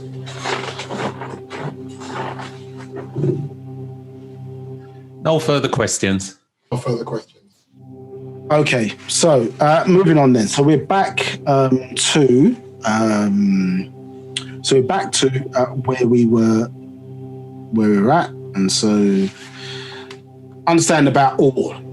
I have to fire through some of this just so we can get back on time. So where we are, so we've got a lot to cover. I'm reluctant to go into a part 5 of this class. Now, so we were understanding about all in the first, I think it was the first page of this, and we jumped away to understand about understand better about cycles and the world of things, so on and so forth. So let's just remind ourselves where we were, because we jumped away in that to go and delve a little bit deeper into this world of things. Yeah. So it says 1, Likum, my beloved, Nwap Kharadu, Nwapian children, my jewels, know this, Paa Pau'ut, all expanding omniverse. And this is one of the reasons why, it was a good question, actually. It's a question that always comes up about who do we pray to. But the issue is that to some degree, it's been dumbed down who we are. You understand? It's been dumbed down. And if somebody tells you you're a supreme being, you're not going to believe them, because the idea of what a supreme being is seems so very far away from what we are as human beings. But we're understanding now in nature, as we said, we're looking at the characteristics of mitochondrial DNA, and we're showing you things, okay, where part and whole can be the same. Like, for example, in terms of design, the whole of you can be found in one of your cells.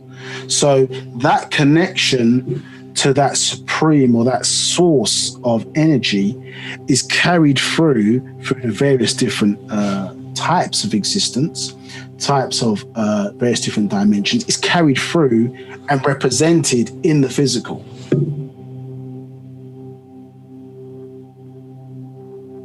So there's a being that represents that source or force of energy as we see it, and we're a part of it. That's what we said in the beginning. We're a part, not a part, separated. We are a part, whole. A part can be part, and it can be whole. It doesn't say we worship all. It says I as a part, I as all. Well, as is used. This is me as well. But your mother has those characteristics. Your mother is your creator. Your father is your creator. Without them coming together in that unison, you wouldn't be. But you are within an environment that supports that growth. So we're all a part of what's called existence. You have to exist first. Even the so-called gods of the monotheistic religions or whatever, seen, unseen, the various different ways they describe it, has to exist. Existence is before creation. So let's look at it here. So all expanding omniverse. My jewels, know this. So this is something, pay attention. You must know this. Fa'ut, all expanding, omniverse. Omni is all, whole, correct? 2, the whole, omni entirely, everyone, not an amount, yet the one. Fa'ut, all. 3, not one and all, just all. Just one and just existing, not of or from. 4, Paa Pau'ut, the all, is of is. So we understand that now. Yes, we're reading it. Is of is things or all things or a thing, the world of things. We'll explore that even further. While Fa'ut, all is, just is. So one is of the world of things, yeah, meaning the purpose, yes, or the purpose of it is of is, and one is just that. It's not of anything, not from anything. It just is. Okay, we explore this further. Dark gave birth to darkness, which gave birth to light.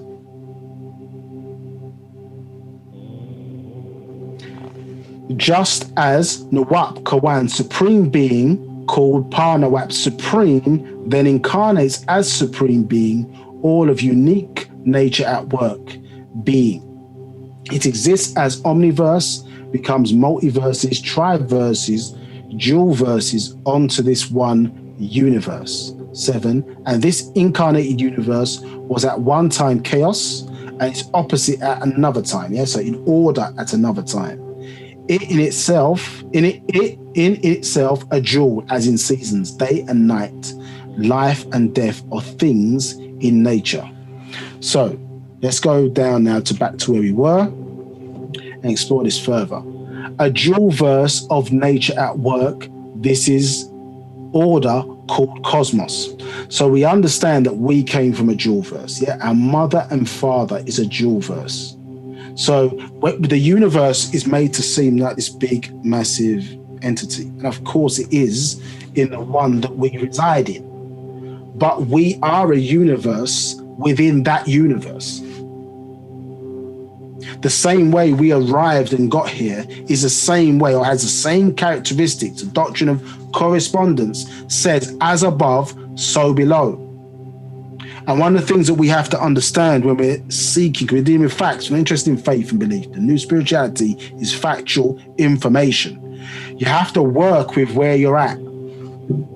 This is why the human brain has been designed in a way that enables us to study ourselves, but it also enables us to study that which is out there as well, to prove that we have the same characteristics, as above, so below, as what they frame it as. They're one of the rules as it's classified in nature.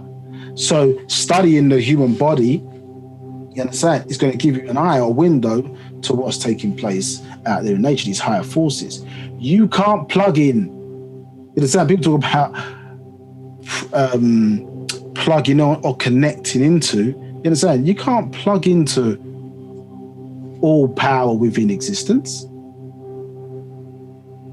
Understand? If you talk about all love in existence, which you say, they say God is or whatever, it would love you to death if you tried to plug into that. A human being gets their hand fried by 13 amps. So imagine you're trying to connect with the source of all power. You understand? Within existence. It's not going to work. So it steps down in a way that you connect to the level or the degree where you are at. And that has power in that. Yeah? We're ignoring our own abilities and our own power, which nature already gifted or endowed you with. Because the question is, who is supposed to be caretaking the planet right now? Whether you like the Prime Minister Boris Johnson or not, you have to respect the fact that the seat of Prime Minister, as you have it, you understand, is that when he's watching the news, when I'm watching the news, it's not making any difference to my life. When he's watching the news, it's adding to his to-do list. Because in that position, the way it's been set up, at least in the UK, obviously President Trump in the States or whatever, that person is responsible for the nation, you understand, and those who are part of the nation. Because of the way the system's set up. But how was it set up when we were in power? Did we not take the same responsibility for the various different parts of our society? And if people don't believe that it's based upon the sun, not worship of the sun, as you say, listen to the words, prime, mini, star. Prime, mini, star, mini, star. So those same systems of natural nature have been taken from Africa and ancient Egypt, and that's what they've based their political system, or how they, as they would have it, rule to ensure that there's no chaos, and saying in their so-called societies. Now, 9, dual verse of nature at work. At work, this is called order, called cosmos. 10, and disorder called chaos. Chaos is referred to as primordial chaos, nuntat and nun, dual, from nu, omni, or source. So remember that. I'm going to come back to that a bit later. 12, the purpose for the all in all existing as multiverses, or all as omniverse, and then. The purpose for all in all existing as multiverse, or all as omniverse, and then. 13, the universal order is one part controlled as will is controlled as choice. So this duality is going to step down in various different ways, overstood in existence. And when it comes into us, we see it as this, the ability to, as ought, so that which you ought to do, and obviously that which you ought not to do, naught and ought, understood. So you have 100 degrees, 80 degrees of one choice of will, and 80 degrees of other choice. You have to choose. 180 degrees, your free 60 degrees of choice. The same throughout all nature in this universe of dual cosmos. 16, as in time as a point. 17, now is time. 18, and then is time. Yet now is between two thens. 20, the then of the past and the then of the future. 21, so it manifests at a point of each person's now or right now, and is what I am or will do right now. What is happening by my body right now between two called voluntary body functions and involuntary functions. So, as I say, this duality cycles through from, as I say, the characteristics of those things, as I say, the things which are being called part or particle, understood? And we are in the middle of those 2 points, understood, in terms of our perception, and have the ability, I suppose, to utilize them in a certain way and bring them together. Now, because of time, I was going to go through this in some detail, but I need to jump through. There's only one bit I'm going to cover here and move on. So I'm going to go to verse 39. So it says, who is supreme being, nature unlimited in every way, as a part of all, as the all, is I am. 40. As omniverse, so this is here, as omniverse, you are all space without need of movement or growth. So he talks about this state where things come out of. All, Pau'ut. 41. As multiverses, you are all things with movement and growth. So remember when we went back to the previous thing, a thing, that's what we are, correct? But the rules of a thing are the same as all things. So we're a part of that. Or we are that you're talking about. We are that supreme, where supreme beings exist, come from, grow, so on and so forth. That's us. As a part of things. Others don't have the link back. They get their energy, power from us. Hence why you see the fake light or unnatural light is the moon. Yes, because the moonlight is not light originating from the moon.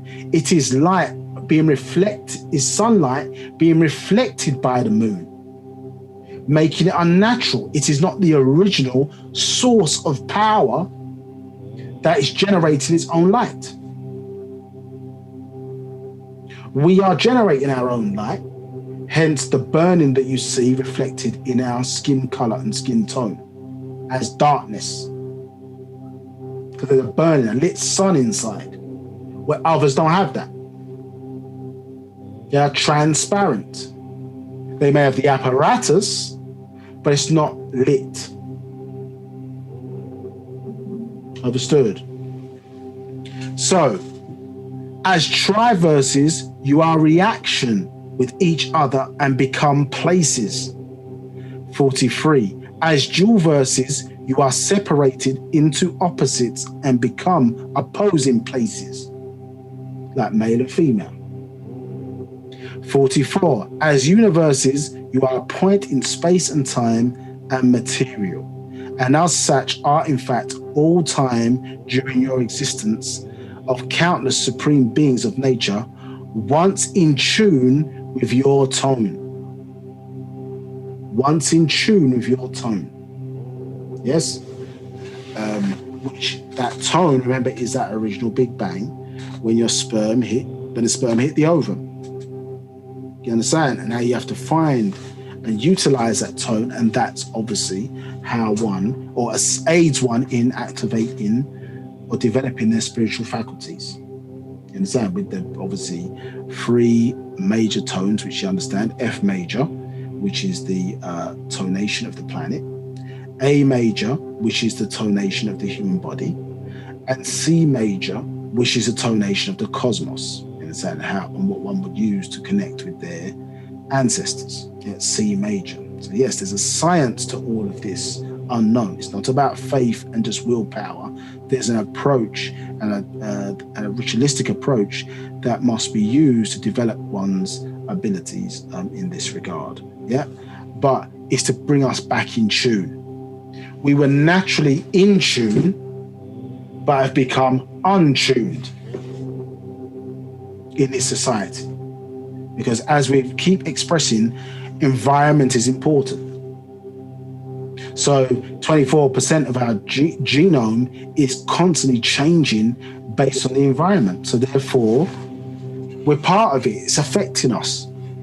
And if you're not raised in the environment, which is optimum for your being, then you're going to become other than self. You're going to become untuned. And therefore, a medicine or a doctrine is needed to retune you back in.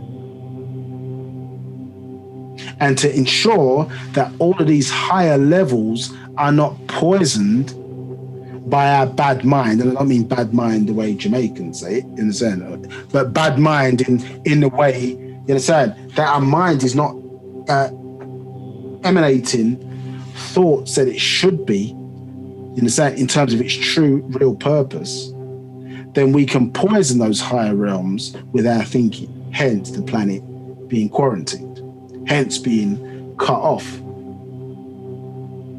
Yeah, until we can demonstrate that we've been fixed, so to speak, in inverted commas. Yeah? Right, I was going to go through this in some detail, but as I say, we have to move forward as we're going to not get to where we need to. So seek out the Paa Pau'ut. I'm all expanding for more detail on that, but we're going to move forward to where we need to get to today. Now, a reminder, as we are dealing with natural ether energy, so a reminder that basically that existence as we make it up is made up of, obviously the darkness in space is made up of two major parts. We see dark matter at 24%, and we see dark energy at 76%. You understand? So basically, what you're calling space is dark energy, and if we make it synonymous with time as we understand it, as we know, today's clocks, they've removed the tock. Yeah, clocks just go tick, tick, tick, tick. They've removed the tock, and we tend to ignore the rest between both of those. But here, when we talk about existence, we count all of that that's taking place, all of that that's taking place within that space. So 76% or the majority is space. It's not empty. It's full of energy. Here, the matter or material, understood, parts or things make up, obviously, what we're calling dark matter. And then we see this third element here, dark hold, which is the tock. So we get tick, tock, and we've got the rest. Rest being the dark energy, material, matter, things. And then we've got moments or the tock in terms of what these things do within the environment. Now, remind ourselves again, the light that we see, or light things, or the planets, the physical things that we see, only make up 10% of that darkness, you understand, or dark matter specifically. So 10%, understood, is what we see. Yeah, the other 10%, we know it's the other 90%, and then 76% to versus 24%. We know it's there, but we can't see it, at least by modern day instrumentation. To say that we can't see it as a people, but we can't see it. So it's there, we know it's there, perceived, but not, obviously not seen. Now, we understand here that when we're talking about numbers and numerology, I expressed to you the last time that we were having the conversation about this difference between something and nothingness. And it's something that you have to understand. If you do not understand it, you're not going to understand proper spirituality. You understand? Because it's the separation between what is being called somethingness and nothingness. And the majority, as we can see, of existence is in the nothingness. Yeah, they are opposites but not equal. You understand? They're opposites but not equal. Now, and it brings us to the point that, as we were talking about last class, about the numbers, because someone has given you this thing of 1, 2, 3, 4, and go back to part 2 if you want that in more detail, but 1, 2, 3, 4, but never explained how 1 changed into 2. And in part 2, we were talking about transitional elements, because one thing is giving birth or interacting with another element, and they are transforming or giving birth to other elements as a result. And we talked in some detail about the first 5 elements, or the first 2, hydrogen, helium, how they were both feminine in nature and then had to be brought together by heat, the right temperature. They fused and obviously gave birth to the other elements until you get to carbon, which is the base. Carbon is a male element, and so we're able then to, male and female coming together, we're able then to produce the other elements on the periodic table. But there's no such thing as the number 1 when we're dealing with it from transitional point of view, moving from energy world of energy, which some referring to as spiritual, but we say the world of energy into the world of matter, which starts with hydrogen. And I say this all the time, I feel like I'm repeating myself, but for new people on the calls, you don't get confused. When you stand upon some bathroom scales, you stand upon a bathroom scale, basically, you stand upon it, it's going to weigh whatever. You understand? That scale is going to move. So using that methodology, that's one method of detection to say that you exist, because you've got a weight. Now, there are things, so that's a sum thing, because there's a sum to it. It can be detectable by way of that weight. Now, the lightest thing that was considered to be in existence was the hydrogen atom. Yeah, the lightest thing with a weight is the hydrogen atom, and that's where the physical realm starts from. But if I put a feather on that bathroom scale, is the dial going to move? Yes or no?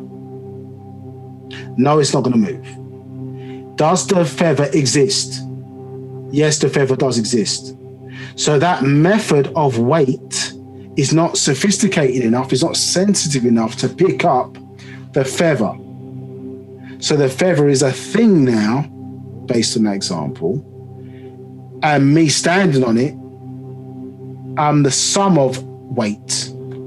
I'm a sum thing, where, because I can be summed up to weigh something that can be detected, but the feather is just a thing, because it exists, but it doesn't have a weight, at least by the way in which, or the sensitivity of the measuring tools that are being used. So what is that? How does that relate to the number one? Well, when we're looking at transitional elements, one element, in order for one to transform into something else, one really represents whole. And by the way it's spelt in English, there's a trick that goes on, because one, by the rules of language, should be W-O-N, not O-N-E, which spells oni, or says oni. So in order for one really to transition into something else, when you get to 99% of one, or that whole, you have to take the 1% of the thing that is transforming into, in order for it to be complete. So the two things become fused into each other. One is growing into the other. It is not complete in isolation. So one is really whole. It's 100%, or represents 100%, and everything is broken down is part, or parts, or we say per or percent. So this is captured in your percentage sign, because the percentage sign is demonstrating the separation between that world of energy and the world of the physical. The two, separation between how one is like transitioning over into the other. We are calling the world of the physical matter, and we are calling the world of the spiritual energy. You understand?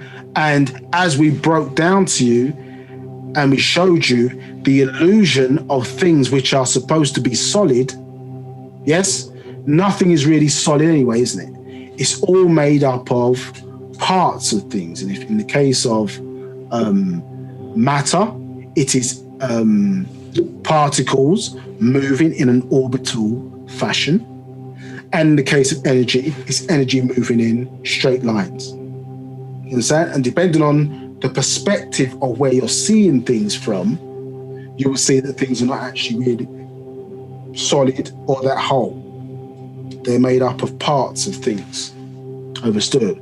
So the reason why we got confused is because we should have learned the periodic table to understand how elements transition, or how energy is transitioning from energy to matter, or energy into matter based on atoms, and how those atoms, or the various different elements, transition and fuse to produce other different elements, all the way up to the 99th element. As you see there. So transitioning, elements transitioning, fusing, growth, which you poorly referred to as creation, because the word create from the Latin word creare means growth. It does not mean snap your fingers and things magically appear out of nothingness. So hydrogen becoming helium, it was the fusion, nuclear fusion, and saying or fusion of those atoms, the 4-in-1 principle, which we see as is previously expressed, as I say, in the woman, because a woman can be a mother, a daughter, I would say a woman, a granddaughter, a grandmother, and a daughter in the one being. You understand? 4-in-1 principle. You understand? Based upon hydrogen atom. Hydrogen atom is the prime mover for physical creation. Yeah, so on this side, it is the reason we have creation. Now, so we see here that those physical elements have their etheric counterparts, as we were touched upon earlier. Understood? And the reason why we've highlighted these 4 is because they make up, or they're important, they make up the base of what would be described as physical existence, at least as it pertains to the design of this solar system, like our life form and so on and so forth, which we know is based upon, and this universe based upon a 24,000-year cycle. Do you understand? Our solar system based on a 24,000-year cycle. Life, or one of the projects for starting life here, was called Project 24.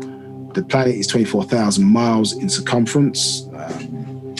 And we're working, obviously, with the 24,000-year cycle. We have 24,000 chromosomes.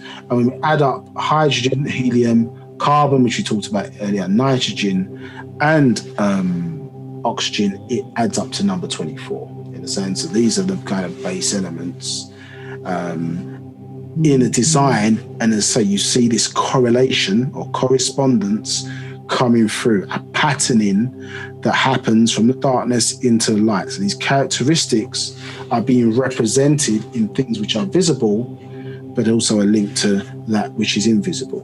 Understand? When oftentimes these religions talk about unseen, really what they're talking about is absence. Yeah, God has disappeared. He's gone away for a period. Yeah, he was visible at one time and then not visible at another time. Not unseen. Yeah, that's what they're really talking about absence, and disappeared, to come back again. Yeah, there's a difference. So here, as I say, we're looking at the base of how life is being progressed, as we have it here in these various different designs. And there's a demarcation, understood, that we're looking at here between the ethereal energy, between matter. Now, why do we need to take time to make this plain? Because we need to now understand that when we're dealing with natural ether energy now, understood, natural ether energy is the smallest matter, obviously, or piece of material or particle on the energy side that is in existence. And the highest of quality of material that exists on the energy side of things.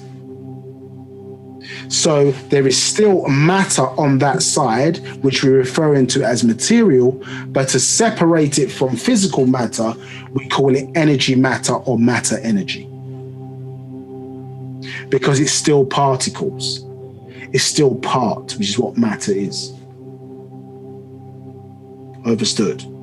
Like gas in a fluorescent or incandescent light is particles, even though it may seem like it's a single thing, it's particles, isn't it? Even something as loose as gas, in the sound, which may not be associated with matter, which may be more material or solid, it is still made up of particles, gas, material.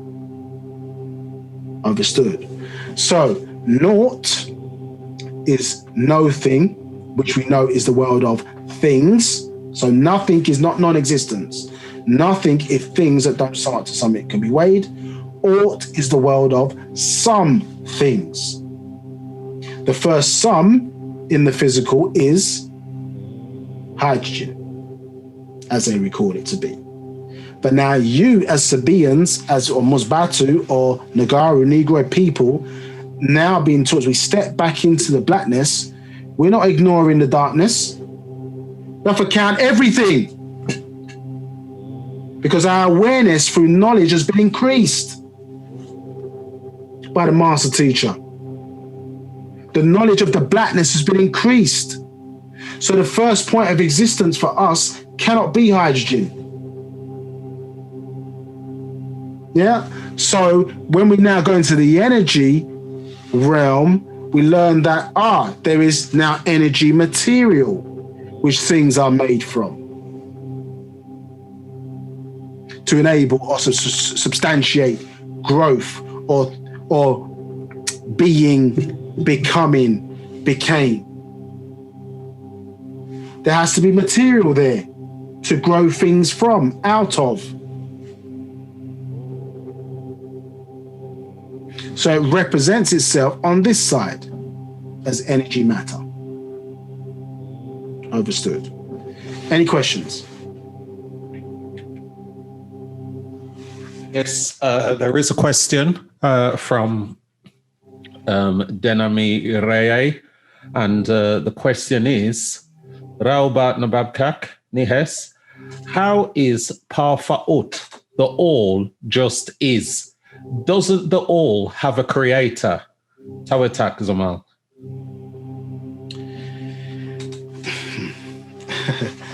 No. So when you're saying Paa Pau'ut, remember Paa Pau'ut is different to Pau'ut. You understand? So Paa Pau'ut can have a starting point. It doesn't have, all things do not have to have a creation. Insofar as when you say creator, meaning that somebody sat down and created. First of all, we have to understand that the word creation is not click fingers and things appear. It really means growth. You understand? It really means growth. You understand? So Paa Pau'ut can have a starting point, but Pau'ut doesn't have a starting point.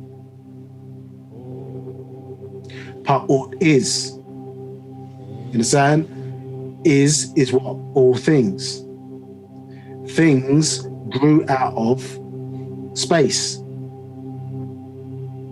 Yeah, let's look at this Paa Pau'ut, maybe it makes it a bit clearer. Paa Pau'ut, number one. I wasn't going to go there first, we're going to go there for his. It says, lo, my beloved creation, Nuapians, this you must know above all. There's a lot of things to know, yeah? 2, before time is there was the first moment. 3, and was dark, silent, all. 4, and in dark was born darkness, which birthed light.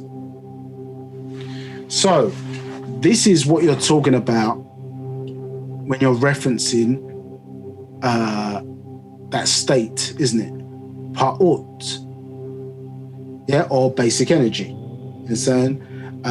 which can also be referred to as basic energy, referred to as ethers. It got birthed out of that state, stillness, understood, which gave birth to motion. When you say creation or creator, you are implying that something started motion. Well, what started the motion? The prime mover or reason why things started to move was mind, mental, or brain energy, brain ether energy. Mind, thought started it. And when you come into the physical, the prime mover is hydrogen. So all things go back to the mental. Yeah? Paa Pau'ut, understood, or even physical existence as we call it today, is one of the mental plans within the mind of Fa'ut or Pau'ut. So mental is the mover. As natural ether energy, or brain energy as natural ether energy, is the prime mover for things. So it doesn't mean that all things have to have a starting point. because some things just are. They just exist and have always been. They never start at the beginning. Where's the starting point or beginning in the darkness? You can't tell. Whereas light is temporary. And generally speaking, all light is linked to the same source. It's always linked to the same source, isn't it? So when you come into a room and you see there's a light on, for example, and you switch the light off, it goes dark, because all light in that presence is always linked to the same source. It's not the same in darkness. Yeah, darkness is. Yeah, and we were born out of the darkness, in a sense. And so there are various different stages of growth. Yeah, and each one of the parts within that has the ability to grow. But it all goes back to the mental. But you can't say all is mental, because that is limiting all by definition. So it just is. What is all things. All things within existence. All. At least for our perception of the way we see existence. So even all expanding, as it's been translated as Pau'ut, is designed to work with our perception of things the way we are, or our perception of existence. Because the individual, you, I, others on this call, you are the center of your own universe. Everything is revolving around you to you.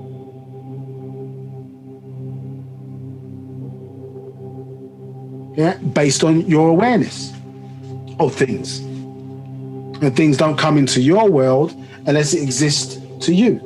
And if it doesn't, you're not aware of it, it doesn't exist to you, even though it exists.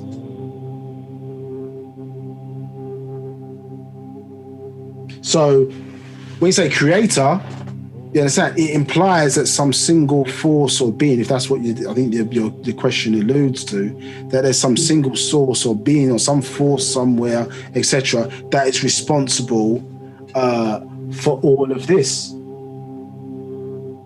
But then the question, well, who created the creator? So then who created that creator? You see the web it weaves? Yeah, because of our need to understand it. Yeah, we're putting names and titles on things. And then there's an assumption that we must worship something higher than ourselves. Why?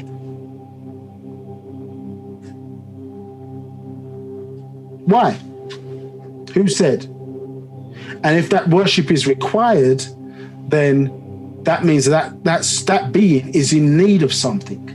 If they're in need of something, they're not all powerful. Because an all-powerful being can't be in need. And it goes against, as I say, we expressed this, I think, in the previous class, when you're talking about, they say God is alone, Allah is alone, he has no partners. Then the question is, well, who are you if God is alone, has no partners? Understood, which is what they teach. Yes? Don't worship anybody else but me. He's alone. Then what part do you play? The fact that you're there to make the statement, you create the duality. Unless you're that God or that Allah. You create the duality. You create the contradiction to the statement. The fact that you're there to make to declare that Allah is alone. When we know that the hidden meaning to that word was no, all one, not alone. Pau'ut, which we're talking about. So no, creation is motion. Out of stillness. This is what one has to understand. Stillness is what we're talking about. Motion out of stillness. Motion was birthed. Stillness is. Yeah, so we have to arise or open our mind to that. Even the word concept is a problem. You understand? But we have to open our mind to what is being said not what we would like it to be. What is being taught, not what we would like it to be. What is being taught, not what we're bringing it down to our understanding of. This is what I said. Wu-Sabat informs you.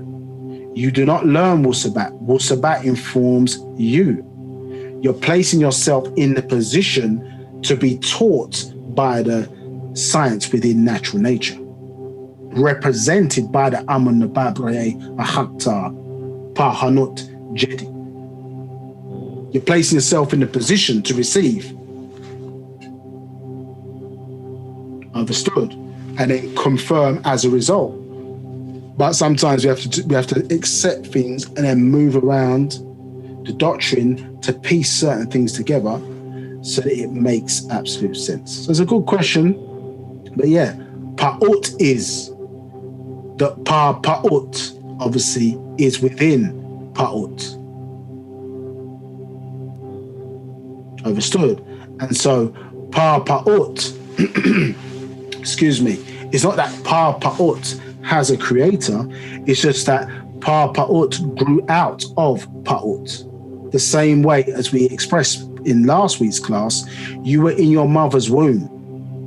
And whilst you were in the darkness of your mother's womb, to you, that was existence. You didn't know nothing outside of existence. And you started off, interesting enough, that when these energies or ethers from the coming out of this darkness, you're seeing this ether rebirth itself, understood, into new environments and adapt. So we came from a certain point or source of existence, and we rebirthed ourselves into a singular celled being in the sperm and the ovum, which came together to form, understood, this conceived cell or gamete, understood, and then we grew back out again from there.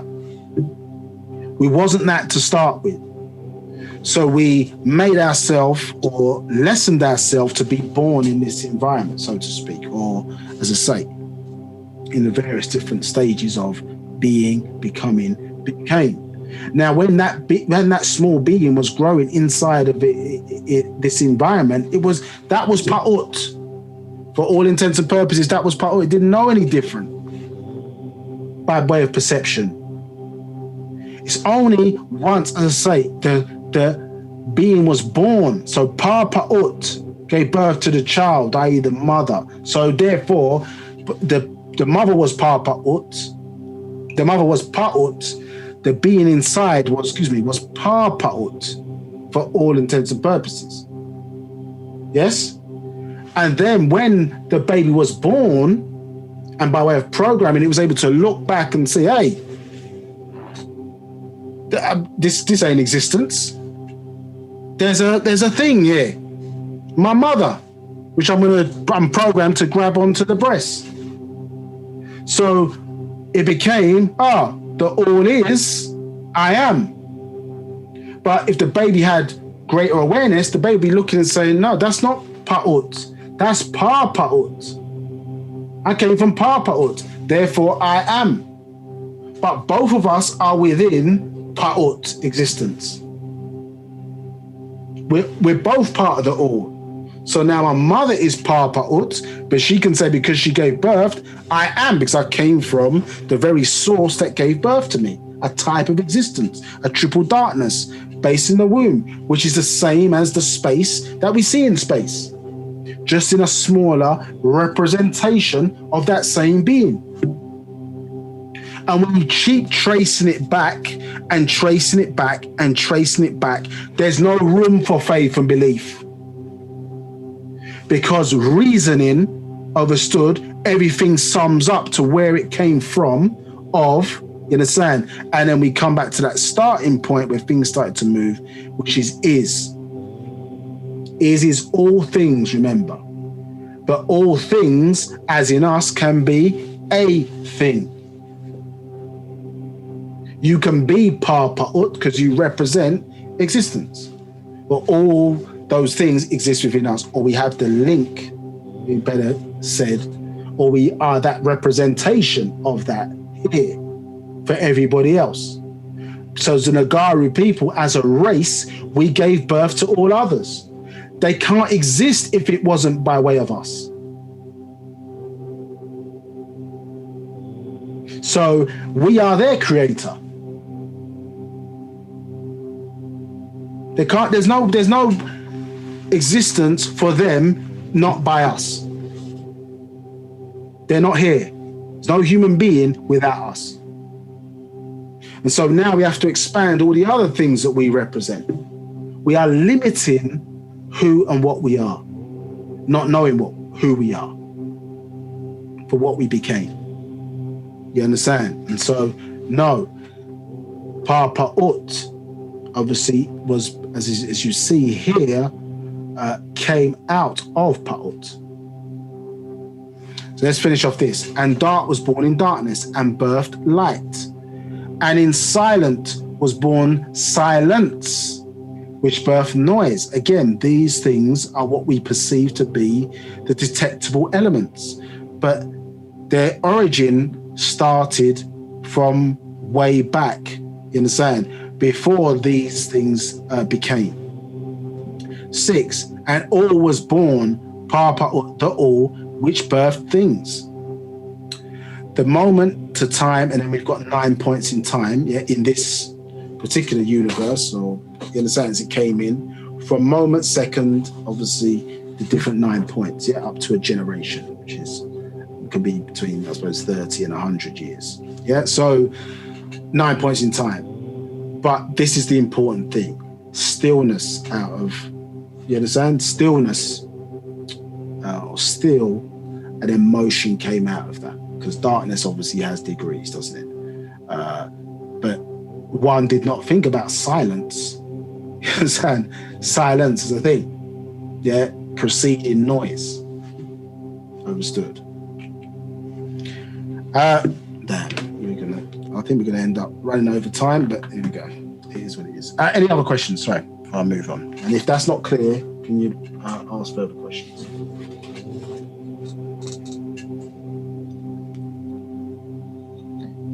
Any other questions?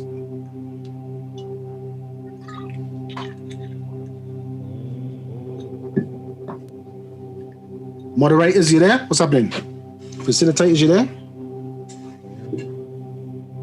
Here we go. Yes, there is a question from Judith. The question is, 9th generator, what does this mean?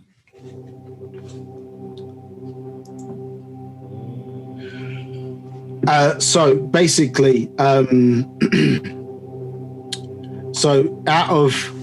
basically all it's making reference to is the fact that these particular moments or events taking place within this environment, excuse me, are based off of time. You understand? So moments or incidents are events. When we look at dark matter, dark energy, that third point was dark hold or the talk. So it's the environment, obviously, or the coming together that facilitates growth, you understand, as represented by time, or stamped in time. So time really represents these moments, and so therefore that there's different 9 points, understood? That is what it's making reference to, that 9th generator or as a whole. So because it starts with the moment, and for our life form at least, is categorized by generation, i.e. the life of one individual human being, do you understand, which is considered to be a generation, understood? So we have our generation, you have your mother's generation, so on and so forth. So in that sense, it's one thing, but it's broken down into 9 points of growth, you understand? In terms of how we record time, you understand? So that's how it's being referenced there, as the whole thing being the 9th generator, because it represents growth. Any other questions? Yes, there's another question. Is there a such thing as stillness, really? And that's a question from Judith. Yes, as I said, yes, because if you think about it, and maybe we need to stretch our mind. I think we gave this example the last time in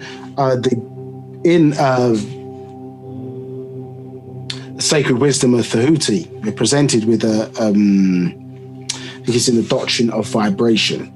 Understood? You're presented with,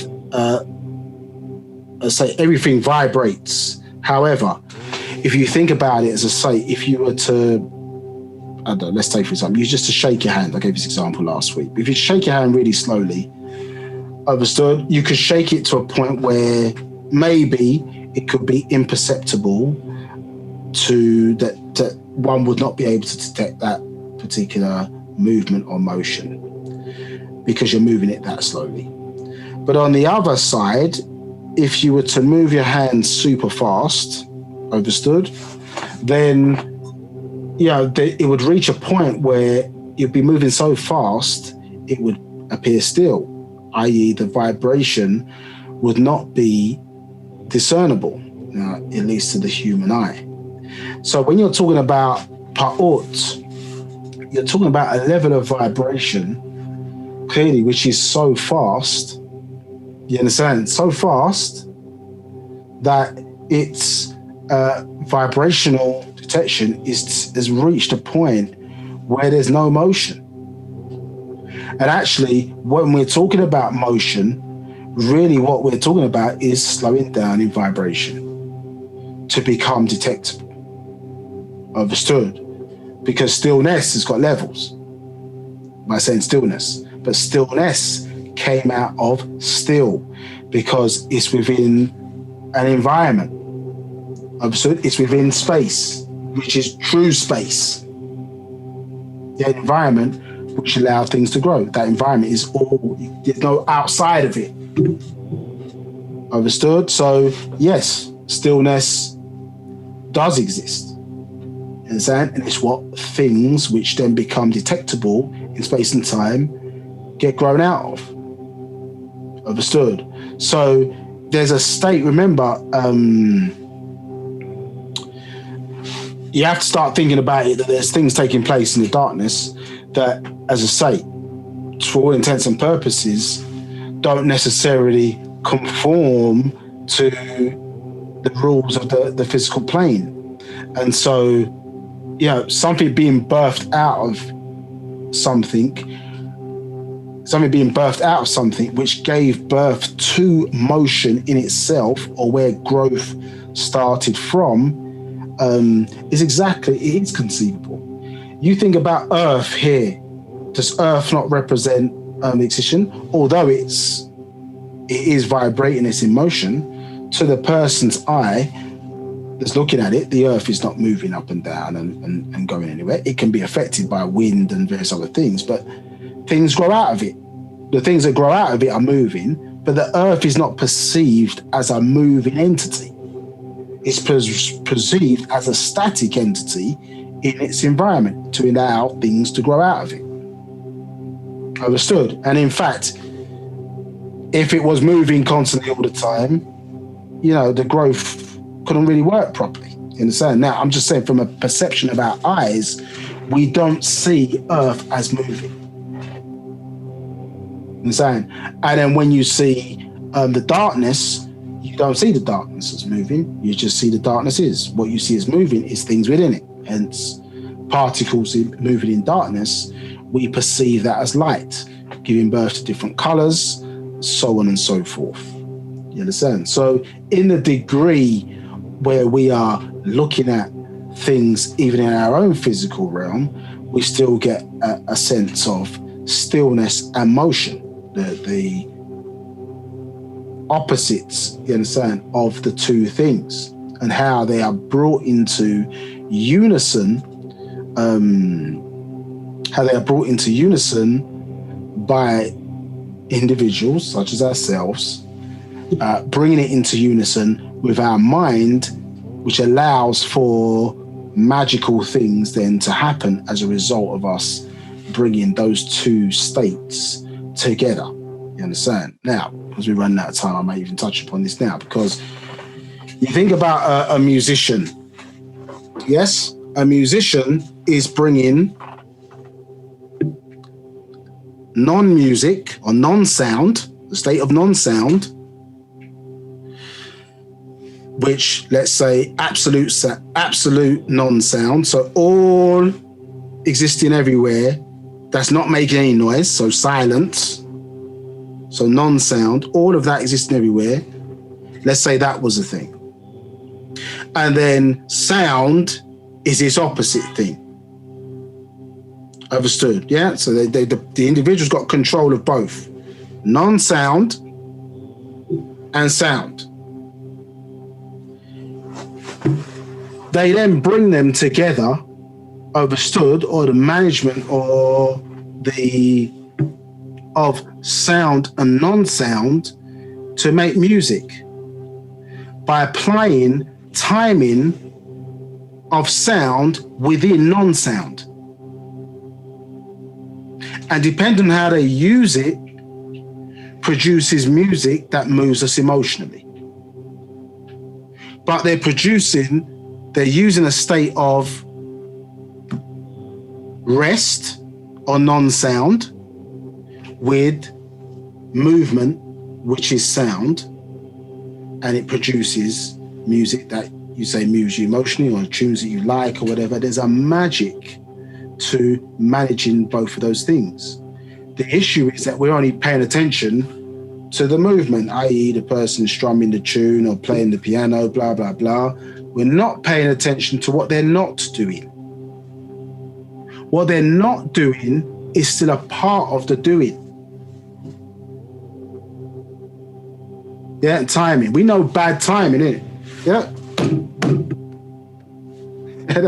Yeah, we know bad timing. I can make noise. But the management of the non-sound and the sound produces, you understand, a thing that we refer to as music. And depending on how that's done, it can produce magical moments, can't it? If you use magic, like music that can affect you in ways that you didn't even dream of. And that's a person mastering non and active and non-active, stillness and motion, obviously in the same way. Yeah, mastery. And so for certain types of music, our music, not what we hear, the howling, called rock music and other things, yeah, which is screaming and howling, so which is not necessarily good use of non-sound and sound. In fact, I'd prefer that to just be non-sound. Now, any other questions? No further questions. Just bear with me 1 second. Bear with me 1 second.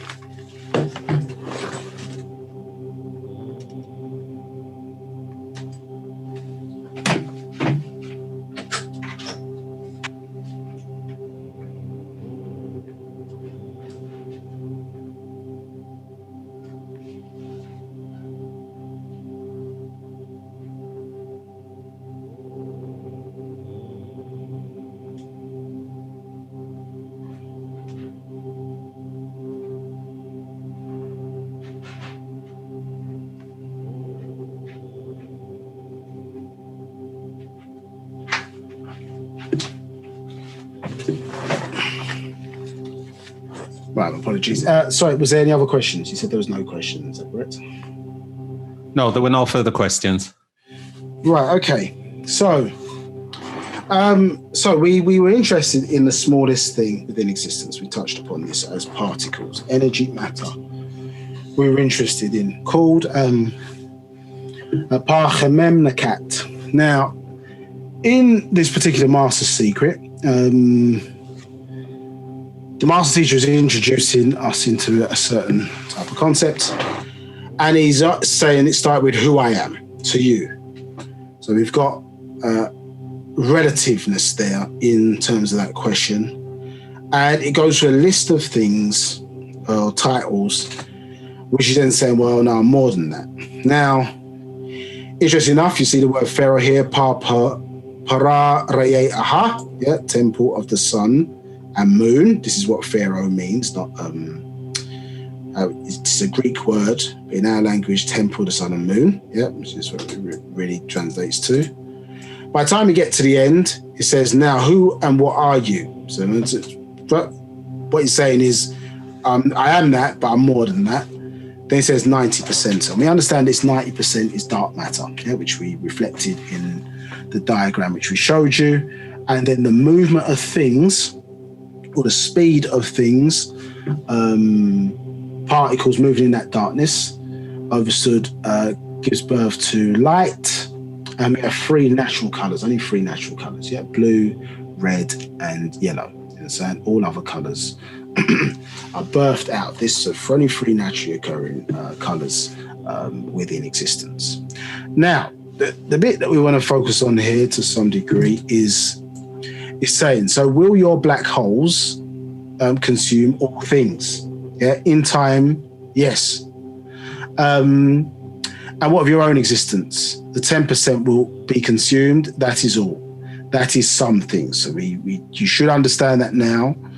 Having been in these classes for today and several times over, that 10% light, understood, represents all planets, things we see, etc., etc. But in time, this will be consumed by black holes. This is what this is expressing.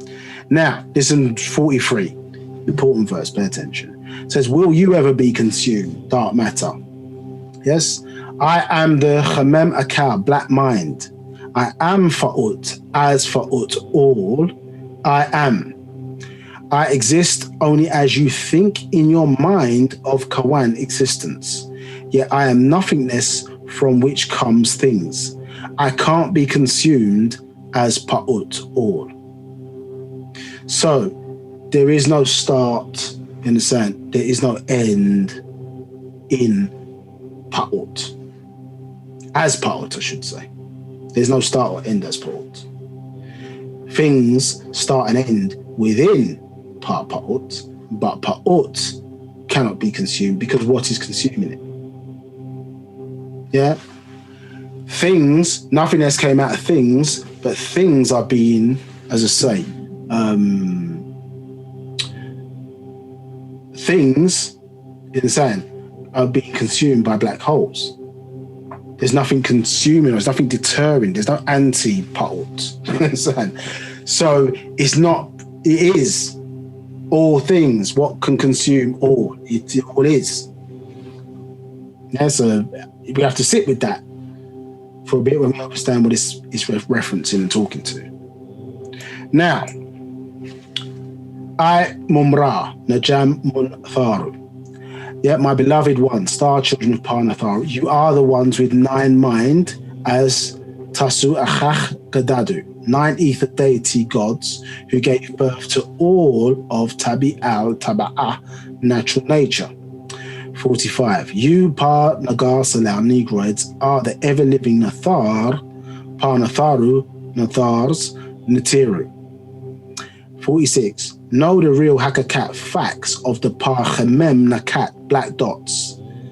47. In natural nature and science, Nakatat dots are the smallest of all known particles of materials called matter, because in the Akal mind it becomes matter, or in the mental it is material. Understood? So these black dots,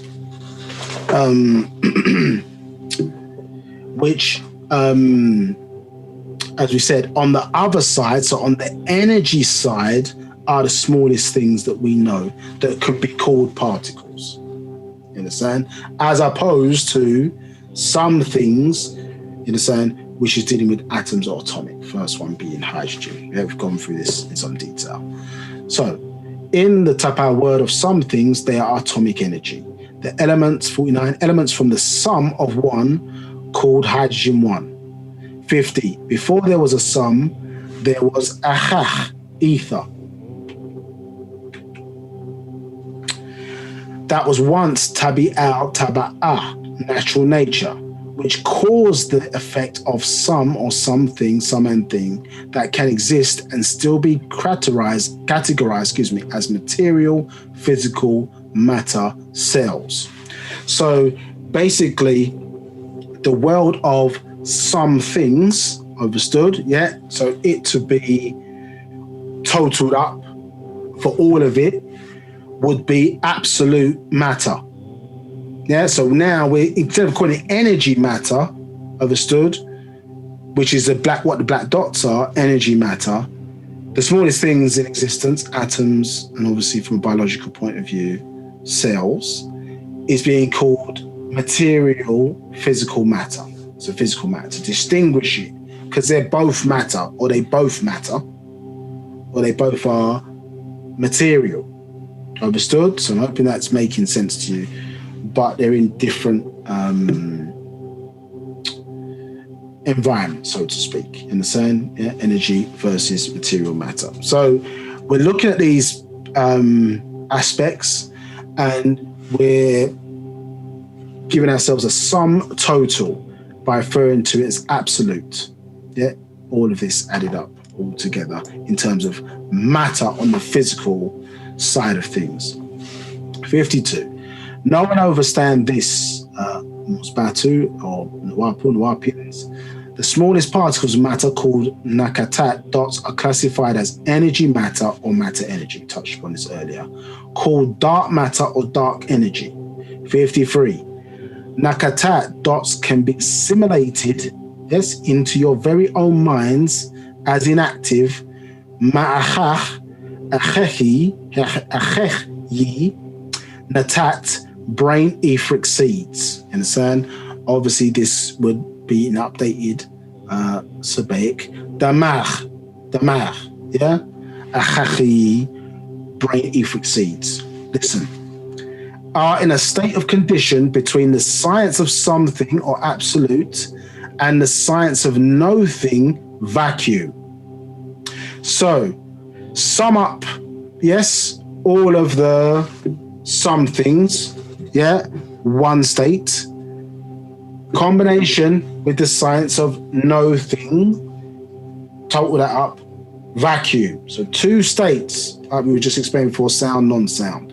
There's two states, space, and then some things. Now listen carefully. It says this state or condition causes brain etheric seeds or neurotransmitters to be magic, and magnetic in effect when they are activated by synapses or sparks in the machach brain, or the mag in new update Sabaic. 55. Synapses being the actual spaces in which the neurons communicate with each other. I'll show you a picture of that in a second. 56. The science of absolute matter and the science of absolute vacuum coincide or become congruent with each other, and there is a magical effect, a miracle-like action as a result. So, the management of, so basically, you have brain seeds. So these small particles, yeah, black dots, also referring to as brain seed, these small things. Now, they can be inactive. However, when the individual is able to bring these two states, yeah, absolute matter and absolute vacuum, into sync, let's say, with each other, this is expressing in the natural laws of nature that basically this has a magical effect. Black magic. Black magic is formed by bringing these two states together. Black magic, for those freaking out on the phone, is when nature works for you and you're black. So these brain etheric seeds or thing are brought into activity or an active state when we create this union between matter and space, understood, or as it's being described here, vacuum, understand, which can sometimes be perceived as empty space, but we know there's things in there. So it says a miracle-like action is a result. The brain seeds of ether that bring forth sabab reasoning and hawa etheric being oversoul are matter vacuum, classification of existence by natural nature, because they bring matter and vacuum, as we just expressed, into creative unison while involving the other opposites in tabi al-taba'ah, natural nature, when necessary. Understand to overstanding nature, it reveals itself natural and unnatural. So interesting enough, when we look at one of our ancestors, Paa Meritat, or Nathartat, excuse me. Paa Nathar, that was the old saying, but Paa Nathirtat Merit, which in updated Sabat would be Meritat, where they get the word Mary from, as you can see there. You see that she is described as she is harmony, love, overstood, and it describes her, as you can see there. She establishes cosmic order by her gesture, such as merit. And says, so she is the cosmic maestro, referred to as a chironomist, I don't know if that's the proper saying, or chironomist, goddess, and is associated with Aset or Ashtet, Ma'at and Hathor. She is found in the Temple of Dendora, a temple in the site of the West Bank of Nile, where Ha was born. Understood. So this merit or meritat, overstood. Anybody know what chironomist is? Well, chironomist is what you see the conductor doing when they are directing an orchestra. So, you know, the waving of the hands, yeah? Up and down, or whatever the case may be, various different signs and symbols are directing the musicians when to play and when not to play. Let me say that again. They're directing the musicians when to play and when not to play. So controlling, obviously, vacuum and matter.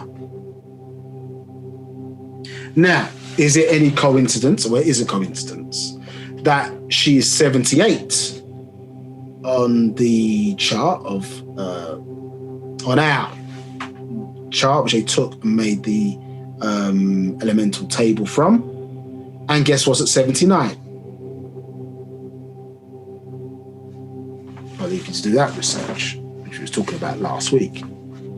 So something is directing, or we've got a deity that teaching us about the directing of, you understand, this state to activate brain seeds or brain etheric seeds, you understand, neurotransmitters in this particular instance, understood as being called. But that smallest particle, which we are aware, which is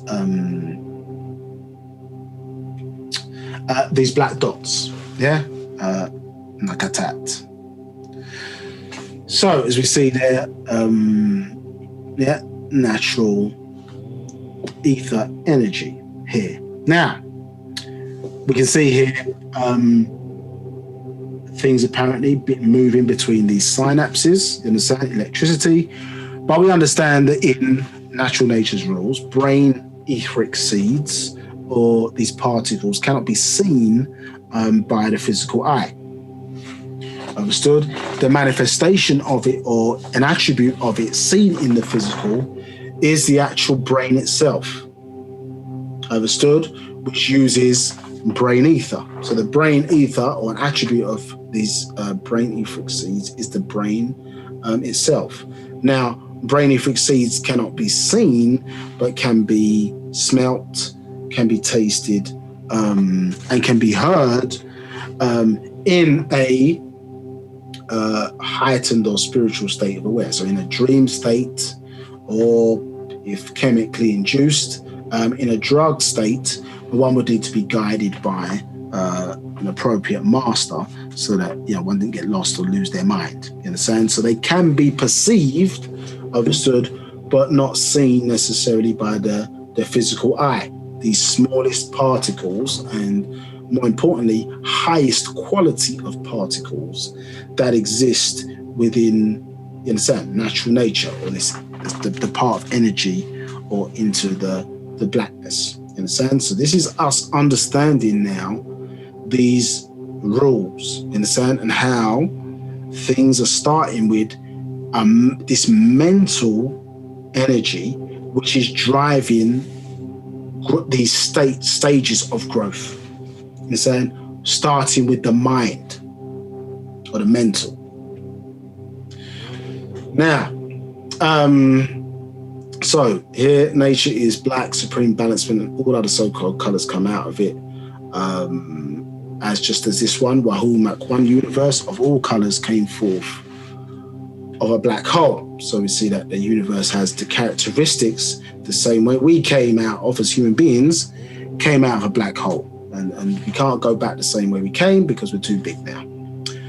Now, this is what the ancients called triple darkness: dark energy, dark matter, darkness of a black hole. Seeing it, triple darkness, another definition of triple darkness.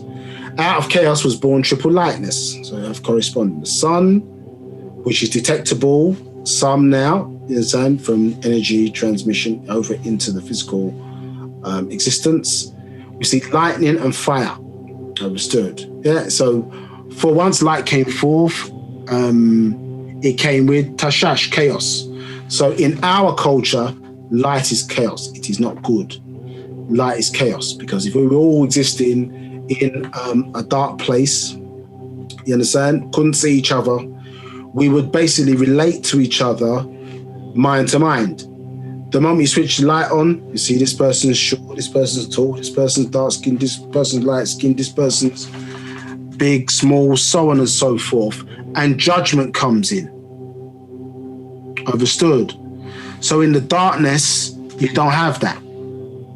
And our science and our culture, remember, is about unification, or getting back to unification or unity, because that's where that power is for us, which all of our leaders have always said, isn't it? So ordinarily, space, matter are inseparable unity. Space, matter, and time, we understand that to be the three things are inseparable in existence. This is why that's making that statement.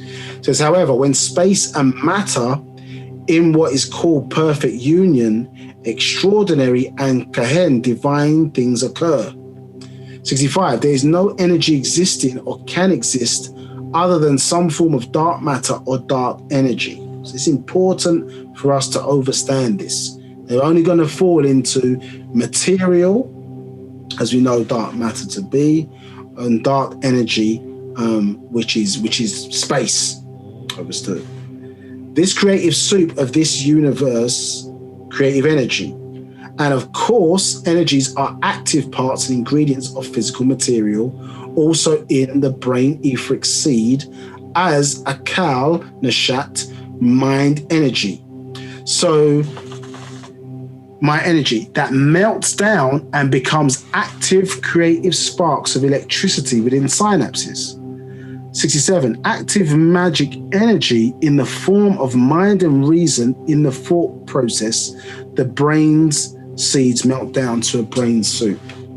So what the brain is utilizing in terms of these seeds, it's not only processing it, but then uses it and then emanates or generates it. Because how we arrive at creative, what you're calling creative energy or creative thinking, what we are arriving at when we're talking about reasoning or the reasons why things happen, is as a result of brain etheric seeds, because this is the energy that sits behind it, and with which is the brain is utilizing to drive and make things happen on that side, is what is driving growth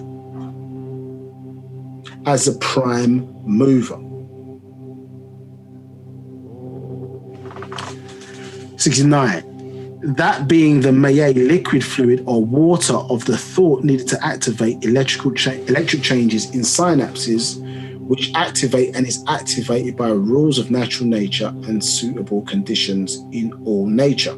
70, for such meltdowns or warming of brain soup, of course, activates all thinking and reasoning unless you have unnatural brain seeds. 71, unnatural brain seed is a result of defective genetics from the disease Baras leprosy or venereal diseases caused by unnatural sexual contact between human beings, beasts, or extraterrestrials from other worlds. This is what is wrong with the Caucasian race. Their brain suit is affected and does not heat up to the perfect temperature needed to activate Kahen Akal, divine mind. So you understanding this, as I say, or us understanding this, meaning that there's people say reason for everything, but you're now seeing, in order to drive reason, in order to drive creative thinking, you need energy that sits behind it. Understood? And the energy that fuels or creates or becomes active in that is brain etheric seeds, or these nakatat. You understand? Black dots. Understood? Which is evidence of is physical, is not only the brain itself, but obviously then the as new thoughts occur, as things happen or whatever, there's energy jumping, isn't it, between these synapses, understood, which again form various different patterns, thoughts, ideas, concepts, so on and so forth, that lead clearly to creative action within the physical world. So we have natural electricity being generated within the human body, but also this is coming from a side of ethereal electricity that is also being generated. Understood? And so the brain, as we said earlier, is an attribute of this natural ether energy, understood, which is being driven by the mental. Any other questions? Yes, we have another question here. Can you please define, this is a question from Salket, can you please define the actual meaning of nine mind?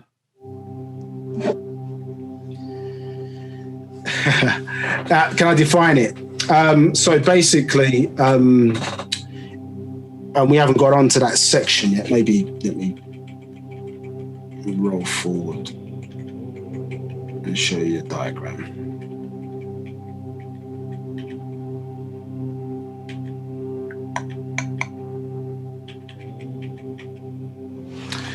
So when you define nine mind, is because when you're dealing with what we would classify as where we came from, as or how we've arrived at who we are today, we came from nine concepts by nine etheric beings, understood, whose concepts or ideas, understood, gave birth to nine people. When we say nine people, we're talking about nine physical ethers. Our race divides itself down into, let's say, nine different species within that race, as we expressed earlier, from the Sands people, who are more caramel in color, to your kind of Congo, where you're dealing with people who are blue, black, and various different shades in between.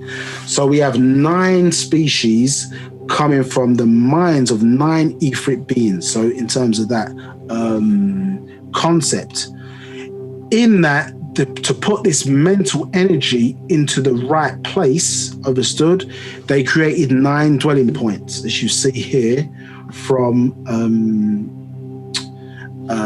described here in terms of the various different environments which this new being, understood, into the physical, originating from mental energy, could then dwell, understood. So when somebody's talking about nine mind, they are really describing, all mind to us in terms of the origin or source of where we came from. Because at that point, that would be the highest mental energy or connection that we could exhibit. So if you're talking about our thinking, then that's the highest we could achieve, isn't it? All mind. We're saying nine mind. We're saying all mind. Understood, or access to all mind. But we originate from a source of nine beings. This is what it's based upon. Etheric beings who still today govern this environment, or govern our growth, if one would describe it as. Hence, how you see the correlation of patterns in nature still formulating themselves. We have 9 different energy points.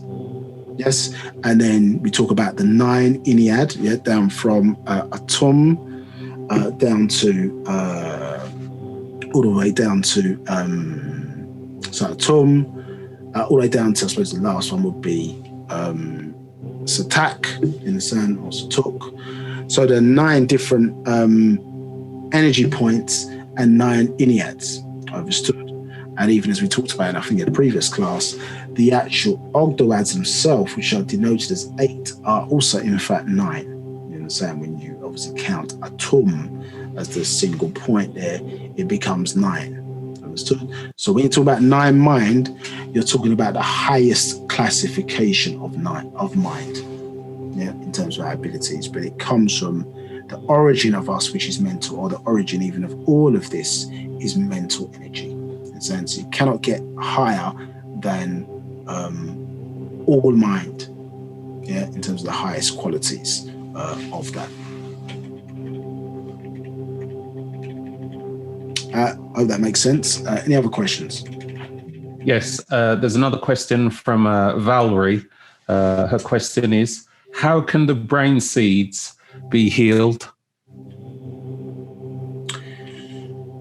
So the brain seeds are not defective. So those nakat, they don't need healing. It's us that need healing. So the actual seeds themselves don't require healing. It's just basically our connection and how we utilize them and the awareness of what is capable. Because if you understand that basically you're talking about a state where these seeds can be melted down into a liquid type form in terms of thought, then one of the conclusions that you might reach is that, well, anything is possible, isn't it? Because this doesn't have a shape other than what one sort of creates in their mind. So if through that transition, that things, as I say, starting from that state, start from being, becoming, and became, then all that a person thinks must manifest itself into the physical. And this is giving you the process of how that would work. So therefore, the question is, well, why is it that the things that we think of are not manifesting themselves into the physical? So something must be defective in the way in which we're managing that process. And a diseased mind will affect, obviously, how those brain etheric seeds, or what those neurotransmitters, when they fire across these various different synapses, what they eventually will come to produce. And we know that there are a number of factors to enable that perfect union. You understand? So it's not just the thought. Obviously, work has to go into it. Importantly, I think we did touch on this in some previous classes, one of the most important attributes is concentration. So we understand now absolute vacuum and absolute matter in perfect union creates magical things, understood? So in thinking of a thought or an idea or concept that must come into fruition or existence, then that idea must be held with a certain level of strength or concentration, or that union must be held with a certain level of strength or concentration in order, as I say, for that which is melting down to then formulate itself as it steps down in various different degrees to become a strong enough concept for it to survive that process and become what it is. Obviously, if that concept doesn't happen, then it's just going to revert back or into nothingness. So the brain, or our use of the brain in how we use these seeds, is obviously absolutely key, understand? And concentration is an aspect of managing that process. So it's not the seeds that are diseased or that need healing. Obviously, the key to it is the brain. You understand? So its origin of where it's coming from is not diseased. When it arrives or manifests at its destination point in the human body, that is where the disease or the issue is occurring. Hence why, as I say, it requires better management by us, positive thinking, proper diet, you understand, developing concentration skills, clearly our spiritual powers and faculties or alignment are important to this. And part of what we touched upon earlier is the first stage of it is learning that what we're learning now, that they exist, do you understand, that they're here, that there's a absolute vacuum, there's absolute matter, that we're dealing with Paa Pau'ut, there's an existence, there's stillness, intermotion. All of this learning is part of that first stage also of eradicating the diseased mind or mental, so that we can so when the seeds come in, you know what I mean, we can formulate that perfect union to allow those creative juices to flow. But as you are fully aware, just having a good idea is not good enough. You need other things, which is all the same kind of mental energy, to bring those ideas into fruition. Understood? And remember, the same mind or our use of mind in terms of thoughts or thinking as ideas can go against the very idea which we're trying to formulate, which we might use the word confidence, isn't it?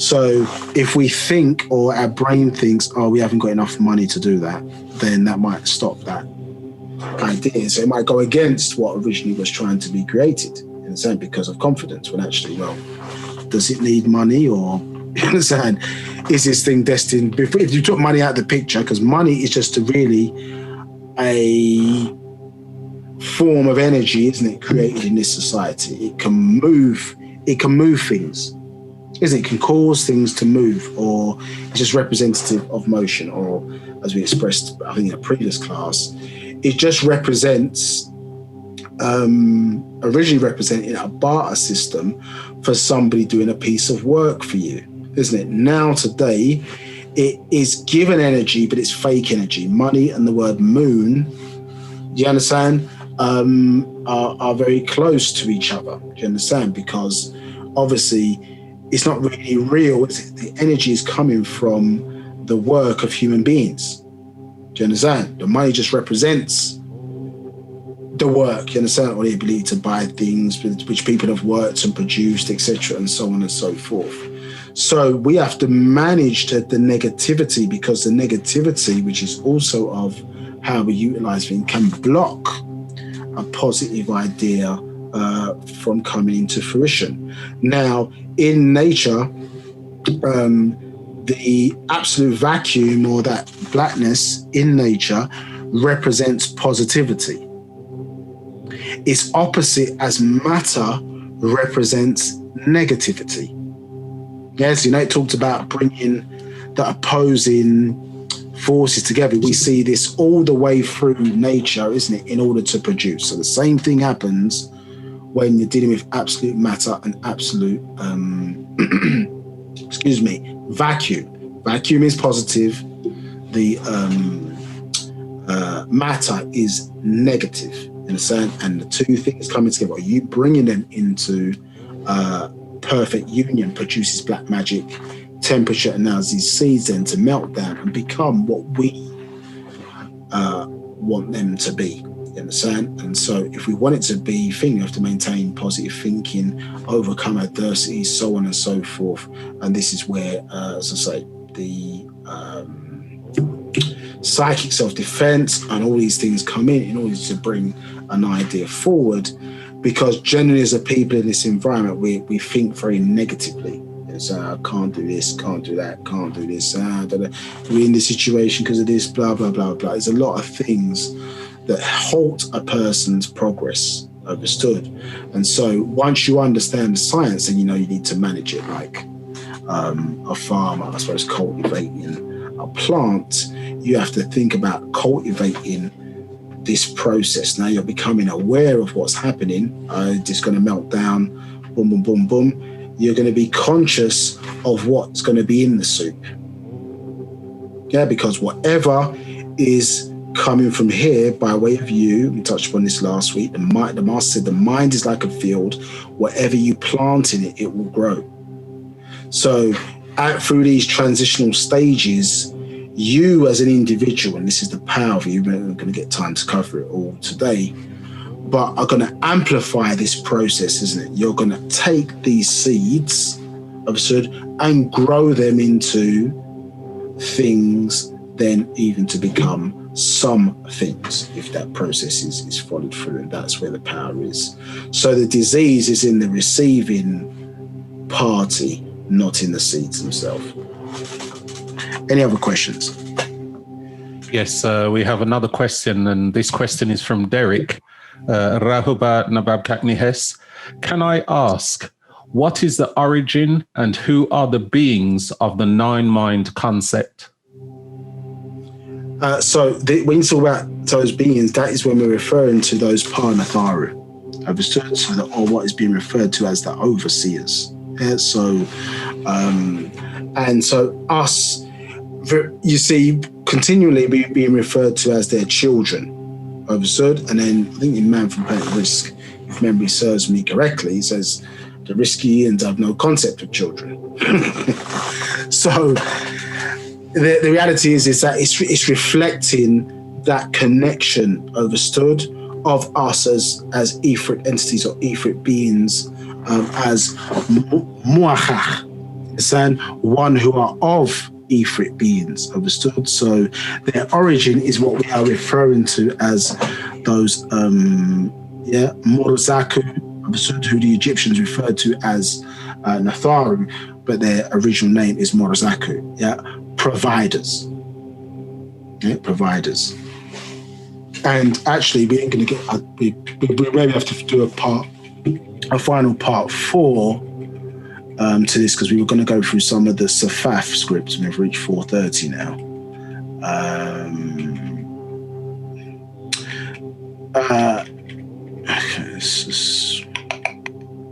So when we look at some of these hieroglyphs, for example, the Palal, you see this Palal, this is a stool, and it has a Palal, P-A-L-A-L, yeah, Palal, this is what is known as a stool. But the P sound is a P-T, like as in Pata, understood, or opener, understood? And you see this in the signature of Paa B'ah Yaanuwn as well. The Pa aspect of it, the aspect, because it's opening the way. I mean, we may have to get into this in part 4, but what that is showing is a link, understood, a connection, Ifrit connection to the very source or Ifrit beings of that energy that we're making reference to or talking about. And so as part, in this instance, it is formulated into 9 of those beings that, as you know, as a whole or as a group, they take responsibility for the expansion of nature, understood, and are responsible for creating the very rules that govern within existence. We talk about natural nature. Nature is the reactive system of rules that manage the environment or within existence. The natural part is because there are beings that are responsible for creating what we call nature, you understand? And the universe that we currently reside in. And if that sounds fantastical, well, how did you get here? You got here from a dual verse, which is 2 beings coming together and created you as a universe. So beings on higher forms or higher states of existence, much older than what we are as a younger race, understood, and understand those rules of nature on their level, can create, you understand, what we may perceive as lower forms of existence, and place an aspect of themselves as their continual growth inside of what we call us, which is what you do when you have a child, correct? You donate a part of self into the children going forward. But the part is also whole. But you donate that. That's why you're never quite the same again, isn't it? You donate a part of yourself going forward, and this is simply what is taking place here. It just happens to be based on a design of 9, what you may call individuals, and saying, or masters who have governed over this realm in terms of the last 24 billion years as it pertains to our species. And so maybe in part 4, we go more into these Safaf script, you understand, which is what we're going to deal with this in more detail. Any other questions? There are no further questions. Okay, I think where I was there.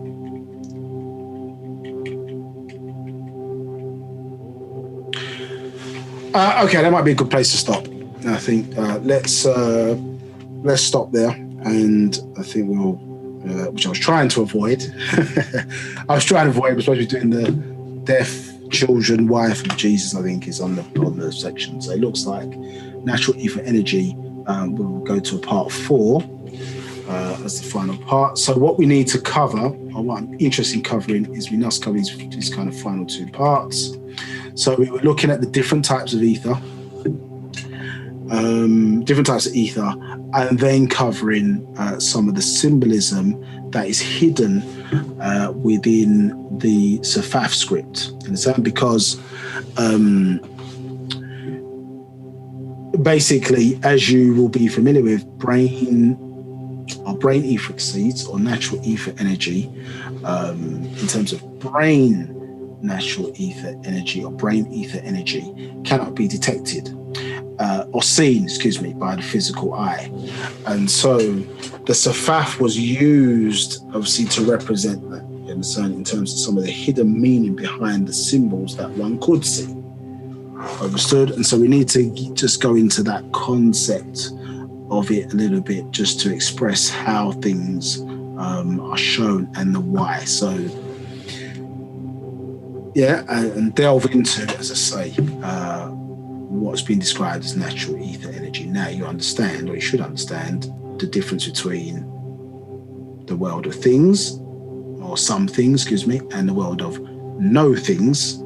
Now you understand how black magic is created with the synchronization of bringing all absolute matter, so all things, all some things, into sync or alignment or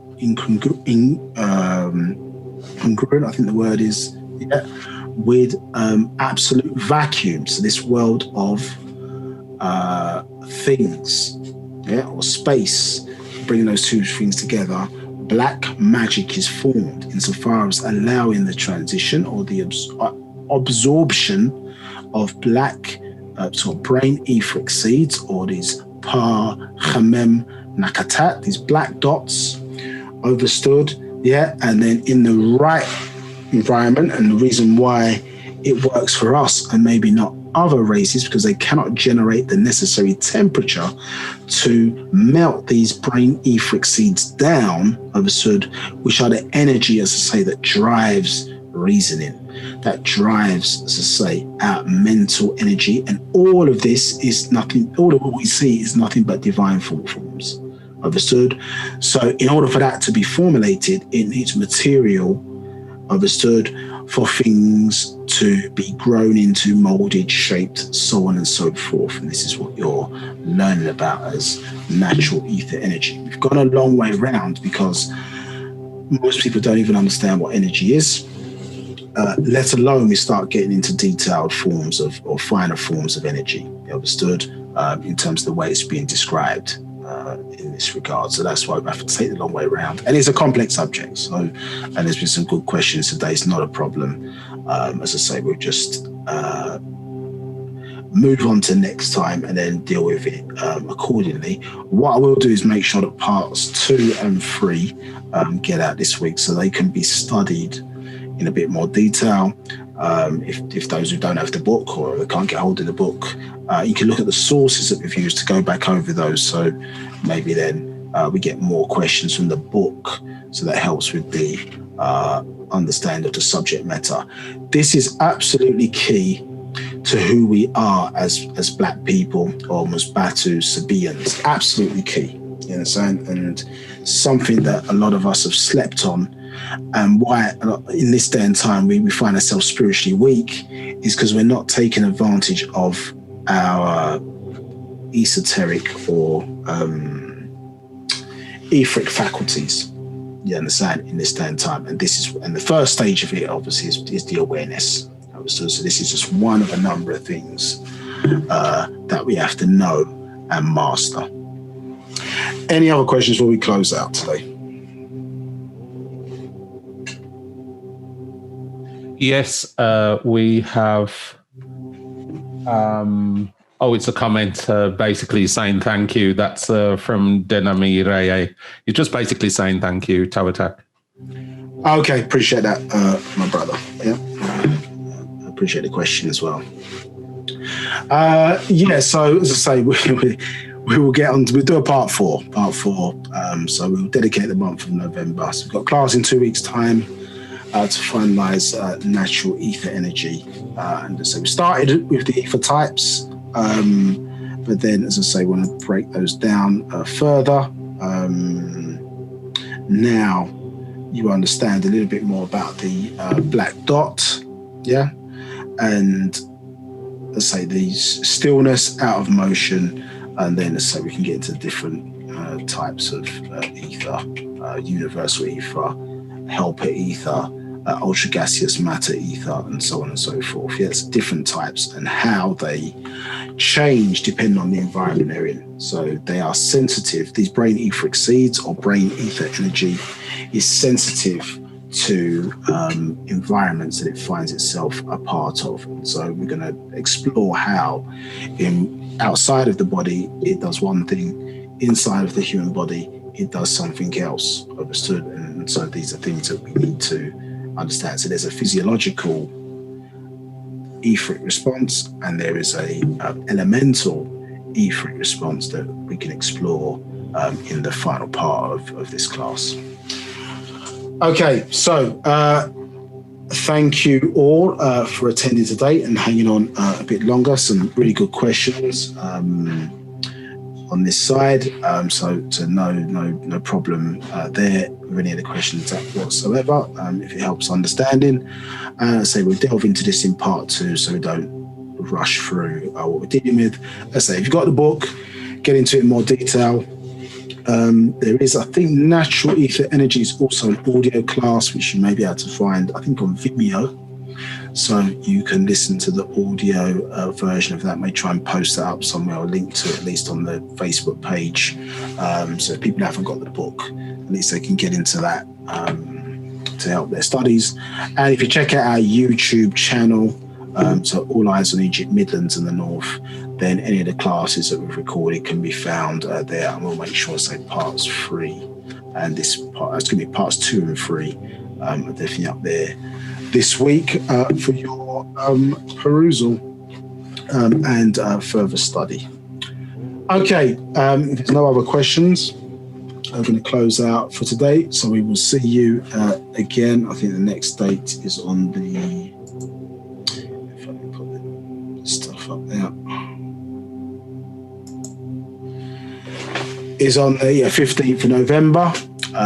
So as I say, search out All Eyes on Egypt, Midlands and the North for the YouTube classes. So we replace Death, Life, Wife and Children of Jesus Christ with natural ether energy, and probably push that class to the December setup. Yeah, but definitely we're going to finish off natural ether energy this month. Yeah. Okay. If that's all, then I wish everybody so lockdowns seem to be intensifying all over the world. So stay safe in whatever you're doing. Keep a positive mindset and take care of yourselves and your families and your children. Okay, take care. And to all Sabians, Wadu, and those joining us for the first time, thank you for attending. I hope you found it interesting, and we'll see you in 2 weeks' time on the 15th.